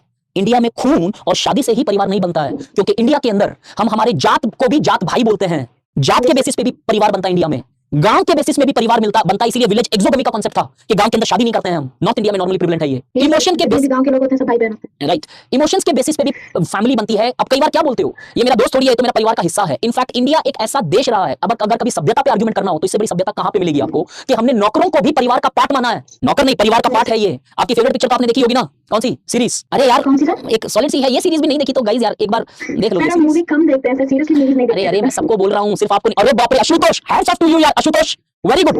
प्लीज आप एक बार म्यूट कर लेना, मैं सबसे पूछ रहा हूँ, ठीक है ना? मिर्जापुर के अंदर क्या होता है? अरे ये मकबूल थोड़ी है, हमारा परिवार का पार्ट है। लेकिन वो पॉलिटिक्स छोड़ देते हैं पीछे जो कर रहे हैं वो भाई साहब। लेकिन रियलिटी है ये आज कि हम इंडिया में परिवार बहुत ब्रॉडली समझते हैं, जहां पे नौकर भी परिवार का पार्ट होता है, जानवर भी परिवार का पार्ट होता है। हाथी मेरे साथी एक मूवी थी, कभी देखना या सुनना उसके बारे में। स्लेव्स भी परिवार का पार्ट बन जाता है, और ऑलमोस्ट आपकी कास्ट बेस्ड, विलेज बेस्ड हर कोई परिवार का पार्ट बन जाता है आपका। तो इंडिया की जो फैमिली की अंडरस्टैंडिंग है ना, इस दायरे में सीमित नहीं है। इसलिए मैंने पहले आपको बोल दिया, ये क्लासिकल डेफिनेशन है जो नॉर्मली कोई ना कोई एक स्टैंड तो लेना पड़ेगा जब आप किसी चीज को डिफाइन करो, ठीक है? Because in India this does not, west में भी क्लियरली फिट नहीं होती है, इंडिया में तो और नहीं होती है, बिकॉज हमारा कॉन्सेप्ट परिवार का सेक्रेट था। वासुदेव कुटुंबकम, जब ये कॉन्सेप्ट है कि पूरा वर्ल्ड एक टाइप का फैमिली है, तो वो वहां पे फैमिली की अंडरस्टैंडिंग कितनी ब्रॉड होगी यार। बट फिर भी मैं आपको ये डेफिनेशन एक रीजन के लिए दे रहा हूं। कई बार यूपीएससी क्वेश्चन पूछ ले, ऐसा पूछना तो नहीं चाहिए इंडियन सोसाइटी में, एटलीस्ट सोशो का एक अलग एस्पेक्ट होता है कि फैमिली होती क्या है, discuss the various characteristics of family in India. Then in this point वो लिखने के बाद कि the concept of family is very broad in India, as it is not restricted to just blood and matrimonial relationships, as the family is more an emotional concept rather than being an institutional structure in India, unlike West. But however, overall a family refers to a social group characterized by economic cooperation, common residence and reproduction. ये तीन characteristics classical sociologist ने माने कि family के होने चाहिए। कि अगर किसी चीज को फैमिली बोलना है तो कहीं ना कहीं ये एक्चुअली तीन कैरेक्टरिस्टिक्स है। अब जैसे सैयद ने बोला इधर real family mentioned in ration card, नहीं वो रियल और फेक नहीं होता है उधर, वो ब्लड फैमिली मेंशन्ड होती है राशन कार्ड के अंदर। Use the right word there guys. Real fake का कोई फैमिली का कांसेप्ट होगा क्या यार? ब्लड फैमिलीज है वो आपकी, कि आप this is what ration card के अंदर या फिर जो भी आपके गवर्नमेंट डॉक्यूमेंट्स है, क्यों एक लाइन तो लेके चलना पड़ेगा ना कि भैया कौन कौन इनका परिवार है, कौन इनकी वाइफ है, कौन इनका बेटा है, वो उसके लिए है सिर्फ। Please make sure we are studying Indian society, but फिर भी I understand fake family type का कांसेप्ट। इट्स लाइक कि आपने किसी को नकली माँ बाप बना लिया तो वो एक फैमिली नहीं है, वो एक आपका economic rational extra logical understanding होगी, वो फैमिली तो ऐसे भी नहीं बोलोगे आप, ठीक है? जैसे वेस्ट के अंदर कॉन्ट्रैक्चुअल मैरिजेस भी होते हैं, वीजा मैरिजेस भी होते हैं, इंडिया के अंदर कई आईएएस ऑफिसर्स के अंदर कैडर मैरिजेस भी होता है, but cadre marriage is a proper family. Family is defined as a social group characterised by economic cooperation, common residence and reproduction. ये क्लासिकल सोशियोलॉजिस्ट ने बोला कि किसी भी चीज को अगर एक ग्रुप को, सोशल ग्रुप को अगर हम फैमिली बोलना चाहे तो उसके अंदर ये तीन नेसेसरी चीजें होनी चाहिए कि कुछ इकोनॉमिक कोऑपरेशन है उसमें, जैसे फैमिली बजट या फैमिली प्रॉपर्टी या फिर जो एस्पेक्ट है रिप्रोडक्शन, कि एटलीस्ट दो एडल्ट उस फैमिली में ऐसे होने चाहिए हु मेंटेन सेक्सुअल रिलेशनशिप। क्यों? वंश तभी आगे बढ़ेगा, आपकी फैमिली, आपका लीनिएज तभी आगे बढ़ता है। तीसरा, एक ही जगह रह रहे हैं, एक कॉमन प्लेस है जहां पे वो रिसाइड करते हैं। बट ये कॉन्सेप्ट अगर आप इंडियन फैमिली या फिर आज की वेस्टर्न फैमिली पे भी लगाओ तो फॉल कर जाता है। क्यों? 100 ईयर्स 50 ईयर्स पहले की अंडरस्टैंडिंग। और फिर भी आपको बता देता हूं ये डेफिनेशन कैसे दी गई थी, कोई एसी रूम में बैठ के नहीं दी गई थी। 250 सोसाइटी पढ़ के, सोसाइटी फैमिली नहीं, 250 society starting from primitive to America पढ़ के मुड्रॉक ने ये डेफिनेशन दी थी कि उन्हें ये कॉमन मिले कि एटलीस्ट हर किसी फॉर्म के फैमिली के अंदर कुछ ऐसे कैरेक्टरिस्टिक्स मिल रहे थे, तो उन्होंने कॉमन कैरेक्टरिस्टिक्स के बेसिस पे एक डेफिनेशन बनाई। तो प्लीज मेक श्योर नाम नहीं लिखना जेपी मुड्रॉक, बट स्टिल ये एटलीस्ट लिख के रखना, not much useful as such. तो ये तीन चीजें अगर है तो हम एटलीस्ट उन्हें एक फैमिली का दर्जा दे सकते हैं। But in India as I explained शायद बहुत नैरो है ये। क्यों? बिकॉज रिप्रोडक्शन के कॉन्सेप्ट भी बहुत बार चैलेंज हुए हैं, और आज तो ये दोनों चीजें दिखेगी भी नहीं, कॉमन रेसिडेंस का कांसेप्ट भी नहीं है। आप देखते हो कि बहुत सारे परिवार ऐसे हैं जो एक बड़ा सा बिल्डिंग है जहां पे फर्स्ट फ्लोर, सेकंड फ्लोर, तीसरा फ्लोर ऐसे अलग अलग भाई साथ में रहते हैं या कुछ ऐसा कांसेप्ट रहते हैं। बहुत सारी चेंजेस आ चुकी है बिकॉज काफी टाइम हो चुका है इन सारी डेफिनेशंस को। बट अगर थोड़ी सी डीपर अंडरस्टैंडिंग में जाए तो अगर हम टाइप्स ऑफ फैमिली समझेंगे तो हमें समझ में आएगा कि फैमिली किस बेसिस पे बनती है। एक बेस, यहां तक एवरीबॉडी क्लियर गाइस कि the definition of family in India easy नहीं है, it can not be precisely defined, but कुछ टाइप के देख के शायद हमें पता चले कि एटलीस्ट ये जरिया हो सकता है फैमिली को समझने के लिए। ओरिजिन के बेसिस पे नॉर्मली कॉन्सेप्चुअल ग्राउंड पे फैमिली दो टाइप की मानी जाती है।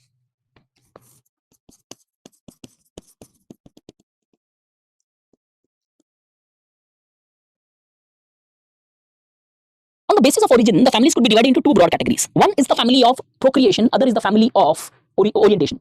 Procreation का मतलब होता है वो family where you actually get married, जिसमें आपकी शादी होती है, वो family आपकी family of procreation है। क्यों? उस फैमिली के साथ रिश्ते डेवलप करके यू लार्जली रिप्रोड्यूस और आपका वंश आगे बढ़ता है, प्रोक्रिएट। सो फॉर एग्जांपल मेरे लिए फैमिली ऑफ प्रोक्रिएशन मेरे वाइफ की होगी, वैसे किसी के लिए उनके हस्बैंड की होगी, या फिर किसी के लिए उनके वाइफ की होगी। तो जिस खानदान या फैमिली के अंदर आपकी शादी होती है वो फैमिली ऑफ प्रोक्रिएशन हो जाएगी आपकी। जो नॉर्मली अगर लीगल टर्म्स में देखें तो इन लॉज जो होते हैं वो फैमिली ऑफ प्रोक्रिएशन है। फैमिली ऑफ ओरिएंटेशन किसे बोलते हैं? The family in which you take birth. इसे ओरिएंटेशन क्यों बोला गया? बिकॉज जिस फैमिली में आपका जन्म होता है वो आपको सोशलाइज करती है, उसका वैल्यू, उसका कल्चर, उसके पर्सपेक्टिव्स आप फॉलो करते हो लाइफ के अंदर। ओरिएंटेशन आपकी वो देती है आपको क्या सही है, क्या गलत है, कैसे करना है, कैसे नहीं करना है, क्या खाना है, क्या पीना है, कैसे बैठना है, कैसे पहनना है। वो फैमिली ऑफ ओरिएंटेशन आपको ओरिएंट करती है उस particular for your life, how to lead your life. तो the birth family of orientation, marriage the family of procreation. Everybody clear here? कुछ कॉम्प्लिकेटेड नहीं है, सिंपल है। आगे बढ़ते हैं। फैमिली ऑफ रेसिडेंस, जहां पे आप रहते हो, अगर उसके नजरिए से फैमिली को समझा जाए तो इसमें कुछ टाइप्स की फैमिली होती है।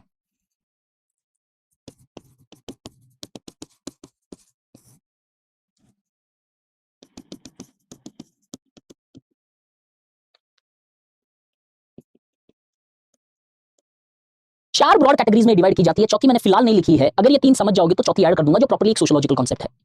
पैट्री लोकल फैमिलीज किसे बोलते हैं? पैट्री लोकल फैमिलीज उन्हें बोलते हैं where after marriage the bride goes to the bride groom's house. जो ज्यादातर आपकी या मेरी फैमिली मिलेगी आपको कि शादी के बाद जो लड़की होती है वो लड़के के घर जाके रहती है, वो पैट्री लोकल फैमिली होती है।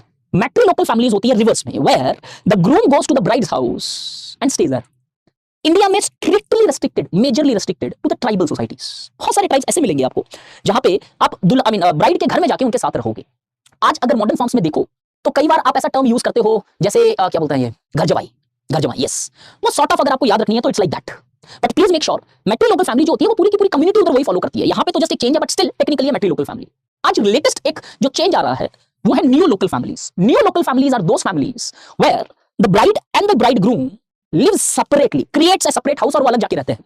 नियो लोकल फैमिलीज जो आज मेनी अर्बन मिडिल क्लास में देखोगे तो ये नियो लोकल फैमिली, जिसे आप फिलहाल समझना चाहो तो न्यूक्लियर फैमिली समझ सकते हो। एक और टाइप ऑफ फैमिली है, इसी रेसिडेंस के बेसिस पे बोल रहे हैं, अवुनो लोकल फैमिलीज। बट ये नॉर्मली मिलती है केरला के अंदर, नयर्स के अंदर। सिनॉप्टिकली डिस्कस करूंगा इसे। अवुनो लोकल फैमिलीज वो होती है where after marriage the bride and the bride grooms, दूल्हा और दुल्हन मामा के यहां पे जाके रहते हैं।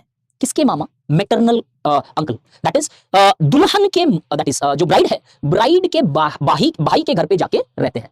मामा क्यों बोला जा रहा है? बिकॉज जो बच्चे पैदा होंगे वो उनके मामा होंगे जिस घर में रहेंगे। तो फॉर एग्जांपल अगर मैं सपोज इस पर्टिकुलर कैटेगरी से बिलोंग करूं तो मेरी जब शादी होगी तो मैं मेरे वाइफ के ब्रदर के घर में जाके रहूंगा परमानेंटली। पर यहाँ पे मैंने बहुत सिंप्लीफाई करके बोला, बहुत बड़ा सा एक प्रोसीजर है, संदभम करके एक सिस्टम होता है नंबूदरी ब्राह्मण्स और नैयर वुमेन्स के बीच में। और रिमेंबर ऐसे भी कुछ कॉन्सेप्ट्स है रेसिडेंस के बेसिस पे। अब अगर बाई चांस कभी पूछ लिया जाए टाइप्स ऑफ फैमिली, ये आपको आधा मार्क ज्यादा दिला देगा। नॉर्मली शायद ये लिख लेंगे बहुत सारे लोग, बट इस avunculocal would at least give you that half mark extra, थोड़ा सा डेप्थ ज्यादा आ जाएगा। ठीक है, नियो लोकल नहीं समझ में आया? Neo local families are those families where both the couples rather than going to their respective parents house goes and lives in a new house, खुद का घर बना के रहते हैं। Clear with this? अब अथॉरिटी के बेसिस पे भी फैमिली समझी जाती है। एक थी ओरिजिन के बेसिस पे, एक थी इसके बेसिस पे, अलग टाइप की फैमिलीज है। अब अथॉरिटी के बेसिस पे जाएं तो दो ब्रॉड कैटेगरी की जो फैमिली आती है, patriarchal families, matriarchal families. Patriarchal मतलब authority. Patriarchal families are where the eldest male member has the entire authority. Matriarchal is one where the woman carries the authority there. Normally आप जाओगे नागास, खासीज, बहुत सारी ऐसी सोसाइटीज है जहां पे वुमन के पास अथॉरिटी होती है। और पैट्रियार्कल फैमिलीज नॉर्मली आपकी या मेरी या नॉर्थ इंडिया में मेजर फैमिलीज अगर आप देखोगे तो एक पैट्रियार्कल फैमिलीज होती है जहां पे मेल मेंबर्स के पास में अथॉरिटीज होती है। नॉर्मली थियरी में बोला जाता है eldest male member, but all the male members has an authority. Eldest की सबसे ज्यादा होती है, जैसे कभी खुशी कभी गम टाइप की फैमिली। कैसे कह दिया ना, बस कह दिया, वो ऐसा टाइप का family, no questions asked, done. Size के बेसिस पे शायद मेरे से ज्यादा बेहतर आपको पता है कि फैमिली को डिवाइड किया जा सकता है, जहां पे हम देखते हैं मेजरली तीन टाइप की families, joint family, nuclear families,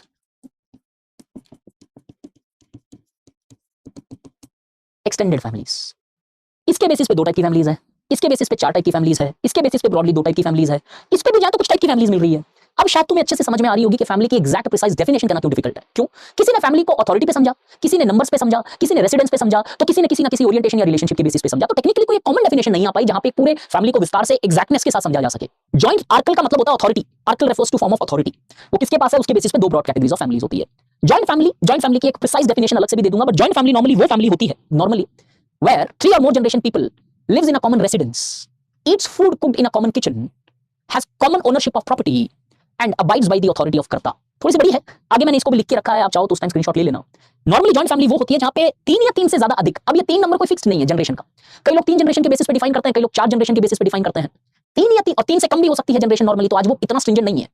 3 और मोर जनरेशन के लोग एक ही घर में रहते हैं, एक ही किचन में बनाया हुआ खाना खाते हैं, प्रॉपर्टी कॉमनली ओन करते हैं फैमिली नेम्स के ऊपर। तो कई पिक्चर्स में या फिर कई आसपास आपकी दुकानों में भी देखा होगा ना, हीरा लाल एंड सन्स या कुछ इस टाइप के ऑर्गेनाइजेशंस या पर्टिकुलर एस्पेक्ट्स, और कर्ता एल्डेस्ट मेन मेंबर का अल्टीमेट अथॉरिटी सबको एक्सेप्ट करते हैं। That is joint family system. Nuclear family क्या है, आपको एक एग्जांपल से दिखता है।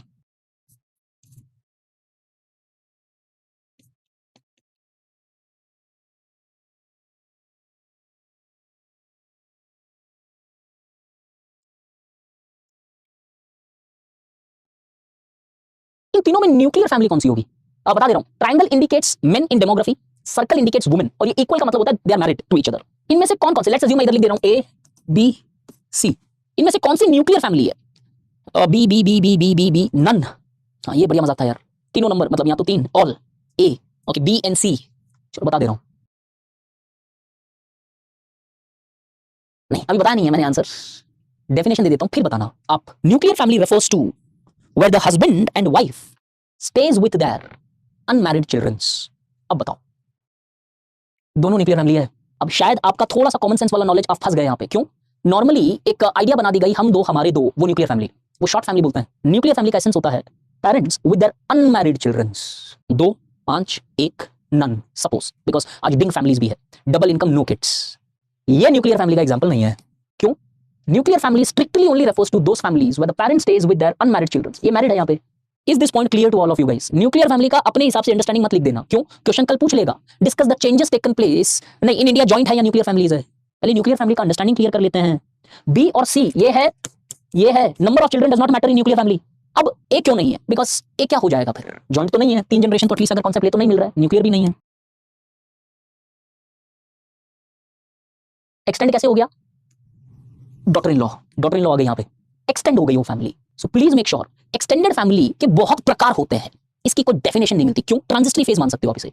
न्यूक्लियर फैमिली प्रिसाइजली आइडेंटिफाई होती है, जॉइंट फैमिली की प्रिसाइज कैरेक्टरिस्टिक्स है, एक्सटेंडेड फैमिली मल्टीपल तरीके से बन सकती है। पहला तो मैंने न्यूक्लियर फैमिली वाले में एग्जांपल दे दिया, डॉटर इन लॉ जब आ जाती है।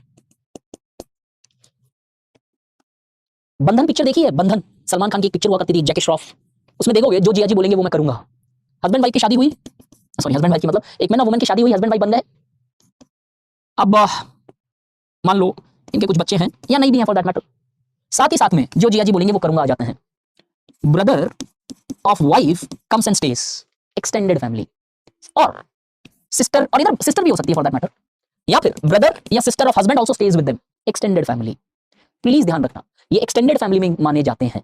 तो या तो मैरिड हो गए, या फिर कोई आपकी बुआ का बेटा, चाचा का बेटा, चाचा की बेटी, या कोई ऐसे भाई आपके हस्बैंड या वाइफ का या बहन साथ में रहती है एक मैरिड कपल के, तो वो एक एक्सटेंडेड फैमिली हो जाती है। Is this point clear guys? अरे एक्सटेंडेड फैमिली तो इंडिया में बहुत प्रिवलेंट है यार। फॉर एग्जांपल दे देता हूं, इंडिया के अंदर आप देखो, पंजाब से जो लोग कनाडा जाते हैं, ऑस्ट्रेलिया जाते हैं, एक एक्सटेंडेड फैमिली बन जाते हैं वहां जाके। क्यों? कोई मतलब मान लो कि उनके भैया उधर रहे हैं, भैया और भाभी रह रहे थे, और आपको अपॉर्चुनिटी मिली कि चलो कनाडा जाके मतलब वहां पे सेटल होना है, तो आप चले जाते हैं उनके साथ रहने। नॉर्मली इंडिया के अंदर भी हम देखते हैं कि कई बार एक साथ एजुकेशन के लिए या किसी पर्पस के लिए आपका मासी का बेटा आके रहता है आपके साथ, या फिर बुआ का बेटा आके रह सकता है, बेटी आके रह सकती है। All these are extended families. बहुत इंडिया में प्रिवलेंट है एक्सटेंडेड फैमिलीज अगर हम देखेंगे तो। क्यों? बिकॉज इंडिया में फैमिली एक सपोर्ट स्ट्रक्चर है, जहाँ पे फैमिली के बेसिस पे माइग्रेशन होती है इंडिया के अंदर कि अच्छा फलाना वहां पे रहता है, let's go there and stay with them, and जब हम डिपेंडेंट हो जाएंगे तो हम अलग से रहने लगेंगे। ठीक है, तो फर्स्ट वन एक्सटेंडेड फैमिली, मैंने जो डॉटर इन लॉ का एग्जांपल दिया था गाइस न्यूक्लियर फैमिली में, where the daughter in law, where the couple stays with their married son, suppose in this case. ठीक है, सो प्लीज मेक श्योर कोई भी लोग आके रह सकते हैं आपके पास यहाँ पे, वो would become an extended family. अब now if you look into इतने प्रकार की फैमिलीज, और ये तो कुछ बहुत लिमिटेड एस्पेक्ट हमने डिस्कस किया। ये ट्राइब्स में जाओगे तो और वेरिएशन है, नॉर्थ इंडियन किनशिप अलग चलता है, साउथ इंडियन किनशिप अलग चलता है, ईस्ट इंडियन किनशिप अलग चलता है, सेंट्रल इंडियन किनशिप अलग चलता है, अलग अलग प्रकार की फैमिली मिलेगी आपको इधर। ये बहुत बड़ा रीजन रहा कि फैमिली को प्रिसाइजली डिफाइन नहीं किया जा सका, बिकॉज वेरिएशंस इतनी है कि जितनी almost type of populations, ethnicities, religion है, उतने ज्यादा वेरिएशंस आपको इधर मिलते हैं। इससे आगे बढ़े तो एक इंपॉर्टेंट चीज है इंडिया में, जॉइंट फैमिली सिस्टम्स। इनफैक्ट आज के टाइम पे अगर हम देखें, बहुत सारे ऐसे फैक्टर्स जो इंडिया पे नेगेटिव इंपैक्ट रख रहे हैं, उनका बहुत सारा connection breakdown of joint family पे हो सकता है। आपको पहले समझा देता हूं, ध्यान से समझना ये पॉइंट। जुवेनाइल क्राइम्स बढ़ने लगे इंडिया में, एक बहुत बड़ा रीजन, जब पेपर 1 में आ जाए ऐसे लिखना, ब्रेकडाउन ऑफ जॉइंट फैमिली है। पहले जब दादा दादी, चाचा चाची, बहुत सारे लोग हुआ करते थे, तो बच्चे भटकते नहीं थे, निगरानी में रहते थे, स्ट्रिक्ट सोशलाइजेशन होता था। आज बहुत सारे जुवेनाइल क्राइम्स हो रहे हैं बिकॉज दोनों पेरेंट्स वर्किंग है, और इसके कारण हम देखते हैं लिव इन्स के ऊपर मैं कुछ नहीं बोलूंगा फिलहाल, लिव इन मैं मैरिज में डिस्कस करूंगा, फैमिली नहीं है वो, और मैं प्रॉपर्ली फैमिली के बेसिस पे चल रहा हूं। लिव इन पे आएंगे जब मैरिज डिस्कस करूंगा और देखेंगे हाउस होल्ड है, फैमिली है, मैरिज है, क्या है। मैरिटल ब्रेकडाउन्स, जो बहुत सारे डाइवोर्स हो रहे हैं, फेमिनिस्ट ये बात नहीं मानेंगे शायद, लेकिन फिर भी जॉइंट फैमिली के ब्रेकडाउन होने के कारण मैरिटल ब्रेकडाउन्स भी बढ़ गए इंडिया में। जब कोविड आया तो हमको सबसे पहले वो पता चला, जो अभी तक हम सोच रहे थे ना इंडिपेंडेंटली बैठ के फैमिली कुछ नहीं है यार, बिना फैमिली के हो जाएगा, कोविड के अंदर सब कोई सबसे पहले अपनी फैमिली के पास भाग रहे थे। उसने हमें समझाई कि फैमिली की इंपॉर्टेंस क्या है। जॉइंट फैमिली पॉजिटिव और नेगेटिव दोनों तरफ से चली इंडिया में। पॉजिटिव तो मैंने बताई, नेगेटिव पॉजिटिव तो बताई कि जॉइंट फैमिली होने से बहुत सारी चीजें स्ट्रांग थी इंडिया के अंदर, और इसके ब्रेकडाउन होने से बहुत सारे एस्पेक्ट्स आने लगे, कॉन्फ्लिक्ट्स आने लगे सोसाइटी के अंदर। और दूसरी तरफ जाएं, इनफैक्ट लैंड सेगमेंटेशन अगर आप देखो इंडिया में, जिससे एग्रीकल्चर प्रोडक्टिविटी की बात करते हो आप लोग, वो भी ब्रेकडाउन ऑफ जॉइंट फैमिली के कारण हुआ। जब जॉइंट फैमिली ब्रेकडाउन होगी, लैंड सेगमेंट हो गया, लैंड सेगमेंट होते ही कम प्रोडक्टिविटी होने लगी, तो बहुत कनेक्शंस है जॉइंट फैमिली से इंडिया के अंदर। और कौन सा कनेक्शन यूपीएससी उठाए, that becomes very difficult to say that. अब इससे आगे बढ़े तो ये जॉइंट फैमिली जो है, इसके होने के कारण भी कुछ नेगेटिव्स रहे। वुमेन्स मूवमेंट वाले लोग ये बोलते हैं कि जॉइंट फैमिली के कारण वुमेन का एम्पावरमेंट नहीं हो सका, कि पेट्रियार्कल थी जॉइंट फैमिली, वुमेन्स की मोबिलिटी को रेस्पेक्ट नहीं करती थी, अलाउ नहीं करती थी, और इसके कारण हम देखते हैं उनका एम्पावरमेंट नहीं हुआ। क्या हुआ क्या नहीं, पहले समझते हैं इसका मीनिंग क्या है। जो डेफिनेशन दी है एक प्रॉपर सोशियोलॉजिस्ट की है यहाँ पे। Definition goes like this: it's a social institution which is characterised by common kitchen, जो मैंने ऑलरेडी डिफाइन की थी पहले, worshipping common ancestor, common residence and accepting the domination of karta. Normally India में जॉइंट फैमिली को इनके बेसिस पे define किया गया है कि जॉइंट फैमिली अगर कभी इवैल्यूएट करना पड़े कि ये जॉइंट है कि नहीं है या कैसा है, आपको इनसे समझ में आ जाएगा। लेकिन इंडिया में joint family has been more than a structure. कैसे? ये सारी डेफिनेशन है एक इंस्टीट्यूशन मान के चलते हैं, एक स्ट्रक्चर, एक ढांचा मान के चलते हैं कि ऐसी फैमिली है तो ये जॉइंट फैमिली सिस्टम है। लेकिन इंडिया के अंदर joint family, please absolute attention guys, India के अंदर अगर हम देखते हैं तो जॉइंट फैमिली के अंदर सारी कैरेक्टरिस्टिक्स कई बार फुलफिल हुई है, फिर भी जॉइंट नहीं रहा हो, फिर भी उसे जॉइंट करना मुश्किल था। Common ancestor, common kitchen, common residence, कर्ता की डोमिनेशन, XYZ सब कुछ थी, फिर भी जॉइंट नहीं था। कैसे? कर्ता का मीनिंग, कर्ता एक हिंदू अनडिवाइडेड फैमिली का HUF का कॉन्सेप्ट आता है कॉमर्स के अंदर नॉर्मली, एक सॉर्ट ऑफ बिजनेस ऑर्गेनाइजेशन बोल सकता हूं जो कॉमनली ओन करती है, जहां पे एक फैमिली ओन्ड बिजनेस होता है। इसके अंदर सबसे बड़ा जो होता है मेल मेंबर, उसके पास सारा पावर होता है, बाकी सब जो मेल मेंबर्स है, मान लो उनके बेटे या सारे भाई, वो सब को पार्टनर्स के नाम से जाने जाते हैं। उन लोगों का सारा कंट्रोल कर्ता के हाथ में होता है, तो बाकी सारे लोग जो है वो कर्ता के अधीन रहते हैं और उसके हिसाब से चलते हैं। इट्स सॉर्ट ऑफ, अगर बहुत सिंपल टर्म्स में बोलूं, the person who controls the entire property, the person who controls the entire family. को पार्टनर्स का इक्वल इंटरेस्ट शेयर होता है नॉर्मली, अब लॉ में चेंज है, लेकिन नॉर्मली ये सन्स को ही माना जाता था, लेकिन एक दिल्ली हाई कोर्ट का केस भी हुआ जहां पे एक डॉटर को भी को पार्टनर का स्टेटस दिया जाना चाहिए। बट नॉर्मली अगर बताऊं, the head of the family वो भी मेल होना चाहिए भाई, सीधी सीधी बात, उसके बेसिस पे डिफाइन की गई थी। ठीक है, अब मैं आपको ये एक्सप्लेन कर रहा हूं कि ये डेफिनेशन सही है, लेकिन इस डेफिनेशन के बावजूद भी कई लोग जॉइंट फैमिली नहीं है। आपको एक्सप्लेन करता हूं, अ फैमिली में have all these characteristics but still may not be called as a joint family systems. Example दे देता हूं जो इसको सबसे बेस्ट एक्सप्लेन करता है। अब मीठा का स्पेलिंग मुझे नहीं पता कैसे होगा, खट्टा मीठा एक मूवी थी अक्षय कुमार की, अगर किसी ने देखी है तो आपको क्लियरली समझ में आएगा कि वो जॉइंट फैमिली तो थी, लेकिन इमोशनल कनेक्शन नहीं था उनके अंदर, एक दूसरे से लड़ते रहते थे, एक दूसरे से एक फाइट टाइप का कॉन्सेप्ट था, अगेंस्ट में था, एक दूसरे के अगेंस्ट में चल रहे थे, सॉर्ट ऑफ सपोर्ट नहीं था, इमोशनल कनेक्शन नहीं था, सब स्ट्रक्चरल फीचर थे, इमोशन नहीं था, तो उसे जॉइंट फैमिली नहीं माना जाएगा। दैट मीन समझे क्या हम इस पॉइंट ऑफ व्यू से, ये सारी की सारी चीजें तो होनी ही चाहिए, बट साथ ही साथ में joint family in India is more over a family which is strongly bounded by strong emotions. Family bonding बहुत strong होती है इधर. That is an important criteria coupled with all these institutional criterias. We also see ये होना अनिवार्य है किसी भी joint family के अंदर. अब कई circumstances ऐसे आए इंडियन सोसाइटी में और एग्जांपल्स है जहां पे इमोशनल यूनिटी तो थी, स्ट्रक्चर नहीं था, ये सारे कैरेक्टरिस्टिक्स नहीं थे, उसको भी जॉइंट फैमिली नहीं बोला जाता। कहीं पे सारे फीचर थे, इमोशन नहीं था, not joint family system, purely not joint family system. कहीं पे इमोशन बहुत स्ट्रांग थे, लेकिन ये कैरेक्टरिस्टिक्स नहीं मिल रहे। जैसे एग्जांपल के मान लो कि 3 भाई हैं, तीनों भाई बिल्डिंग सेम है, 3 अलग अलग फ्लोर पे रहते हैं। इनफैक्ट आप में से भी बहुत सारे लोग रह रहे होंगे इसमें से, और मूवी के एग्जांपल लिखने के लिए नहीं है गाइस, आपको समझाने के लिए है। अगर मैं सीधा बोलते चले जाऊंगा आपको समझ नहीं आएगा वो एग्जांपल। एंड अगर आप जस्ट स्टार्ट कर रहे हो तो ठीक है, आप ये क्वेश्चन वैलिड था आपका, लेकिन अगर आप just for the sake of me answering this अगर देख रहे हो तो प्लीज मेक श्योर ये सिर्फ आपको समझाने के लिए दे रहा हूं, मूवीज के एग्जांपल लिखना नहीं है। मूवी से कनेक्ट करूंगा आपको याद रह जाएगी चीज। 3 भाई अलग अलग फ्लोर में रहते हैं जहां पे कैरेक्टरिस्टिक्स वैलिड हो जाते हैं, लेकिन तीनों भाई स्ट्रांगली इमोशनली बॉन्डेड है, फिर भी जॉइंट फैमिली नहीं है। क्यों? कॉमन किचन का कांसेप्ट नहीं है, कॉमन ओनरशिप नहीं हो सकती, अलग अलग दुकानें हो सकती है, अलग अलग फैक्ट्रीज हो सकती है, संस्था हो सकती है, या फिर फॉर एग्जांपल 1 या 2 कैरेक्टरिस्टिक्स हो, 3 नहीं हो या 1 नहीं हो, नहीं होगी जॉइंट फैमिली सिस्टम। तो अब आपको एक पॉइंट समझ में अच्छे से आ गया कि joint family in India economics पे है या सोशल फैक्टर्स पे है। फैमिलीज इन ऑर्फनेज नहीं होता है, ऑर्फनेज को हाउस होल्ड बोला जाता है, मनरेगा के अंदर डिफाइन किया गया हाउस होल्ड। सोशल फैक्टर के बगैर तो जॉइंट फैमिली बनी नहीं सकती है इंडिया में। इकोनॉमिक नेसेसिटी हो सकती है, but without social basis a joint family cannot exist, as the very identity of joint family systems is identified on the basis of social relationships and emotional bonding. Therefore the economics have at the best increased the possibility of forming a joint family systems, but joint family in India cannot be defined on the basis of just economics. पक्का clear? सारे का मतलब ये सारे characteristics है guys, ये ऐसा मत समझना 1 नहीं है, 2 नहीं है, 3 नहीं है, एक भी अगर नहीं है ना वो जॉइंट फैमिली नहीं है। डेफिनेशन यही कहती है। और इनफैक्ट कॉमन किचन होना जितना इंपॉर्टेंट है मे बी और दूसरा फैक्टर भी उतना इंपॉर्टेंट है इसमें। अब इससे आगे बढ़े तो जॉइंट फैमिली को थोड़ा विस्तार से समझते हैं। ये तो थी डेफिनेशन जहां पे मैंने एक चीज क्लियर कर दी, जो सोशल इकोनॉमिक डिबेट चलती है या फिर कैरेक्टरिस्टिक्स क्या है, कैसे डिफाइन की जाती है। अब सॉरी, कैरेक्टरिस्टिक्स नहीं की अभी तक, कैरेक्टरिस्टिक्स देखते हैं जॉइंट फैमिली के क्या है। वैसे तो कोई कैरेक्टरिस्टिक्स यूनिवर्सलाइज नहीं किए जा सकते, बट ऑलमोस्ट हर टाइप की जॉइंट फैमिली के अंदर ये कुछ ऐसे कैरेक्टरिस्टिक्स है जो आपको मिलते हैं। आप में से कितने लोग जॉइंट फैमिली में रह रहे हो? इनफैक्ट काफी लोगों ने यस बोला है, ठीक है, या फिर रहे हो फॉर दैट मैटर, ठीक है। अब ये कैरेक्टरिस्टिक्स पे आते हैं। प्लीज कोई भी एक जो है जिसने जॉइंट फैमिली में रहे हो या रह रहे हो वो हाथ उठाना, ताकि we can discuss this. Hello sir, Nandini sir. अच्छा नंदिनी, ओके। नंदिनी, आप जॉइंट फैमिली में रहे हो या रह रहे हो? रहे हो, ठीक है। पहला characteristic, joint family largely are authoritative families. Authoritative families का मतलब क्या है, जो मैंने डेफिनेशन भी बताया था, the entire authority is concentrated in the hands of कर्ता। पूरी की पूरी अथॉरिटी एक सिंगल हैंड में कंसंट्रेटेड होती है। दे आप सबको डिस्कस कर सकते हो, सारी चीज ले सकते हो, बट फाइनल स्टैंप वहां से लगवानी पड़ेगी आपको, हाँ तो हाँ ना तो ना टाइप का सा। ऐसा हुआ है कि नंदिनी आप जब जॉइंट फैमिली सिस्टम में रहे हो, जॉइंट फैमिली सिस्टम अथॉरिटेटिव होती है जहां पे एंटायर अथॉरिटी सारा का सारा एक सिंगल हेड में होता है। नॉर्मली आप मूवीज में भी देखोगे तो मिलेगा, और अगर आप फैमिली में रहे भी हो तो बहुत हद तक आपने देखा होगा ऐसा रहा है कि एक पर्टिकुलर पर्सन है जो अथॉरिटी लेता है। ऑल्दो आज के टाइप की फैमिलीज में तो बहुत सारी चेंजेस आगे देखेंगे, एक्सट्रीम लेवल की चेंजेस है, बट नॉर्मली जॉइंट फैमिली का ये कैरेक्टरिस्टिक्स होता है। Equal treatment of all members, जितने फैमिली के सदस्य होते हैं उन्हें इक्वल ट्रीटमेंट मिलता है। अब इक्वल ट्रीटमेंट का मतलब क्या है? इक्वल पावर नहीं होता है सबका, व्यवहार सबके साथ बराबरी का होता है। जैसे for example, if a particular let's assume there are 5 children who are staying together, उन 5 चिल्ड्रन में से मान लो एक आईएएस ऑफिसर, एक इंजीनियर, एक डॉक्टर, एक मैकेनिक है और एक अनएम्प्लॉयड है। इक्वल ट्रीटमेंट का मतलब ये है कि सारे पांचों भाइयों के बच्चे एक ही स्कूल में जाएंगे, whether that person who is unemployed और mechanic is able to bear that fees और नॉट, बाकी लोग मिलके देंगे वो फीस, जाएंगे बच्चे सब एक ही स्कूल के अंदर, डजंट एक्चुअली मैटर। वो होता है equal treatment. Nandini please mute कर लेना, ठीक है। Everybody would be treated equally. Secondly, एक और चीज ध्यान से समझना, सपोज मान लो कि एक अच्छा खासा बिजनेस पर्सन है, एक जो डॉक्टर है मान लो, अच्छा खासा पैसा कमा रहा है, या इंजीनियर या आईएएस ऑफिसर। अगर आईएएस ऑफिसर वो हस्बैंड वाइफ दो ये सोचते हैं कि यार टीवी लगाना है रूम के अंदर, ओके कोई दिक्कत नहीं, लगा लो, पांचों भाइयों के रूम में लगेगी फिर टीवी, अपने रूम में नहीं लगा सकते हो आप सिर्फ TV. This is called as equal treatment. कि you are, it's possible for you to bring a television, ये एग्जांपल्स लिए सो दैट यू आइडेंटिफाई कि इक्वल ट्रीटमेंट ऑफ मेंबर्स का मतलब क्या होता है। इक्वल पावर नहीं है सबके पास, उधर पावर तो कंसंट्रेशन है। The treatment is equally given to all, where सबके साथ बराबरी का ट्रीटमेंट होगा उधर। So equal treatment of all members. Next, fraternal relationships are always more stronger when compared to conjugal relationship. मतलब father son, brother brother relationship strong होती है compared to conjugal relationship होती है husband wife relationship. इन दोनों में सबसे ज्यादा strong ये होगी इधर joint family में।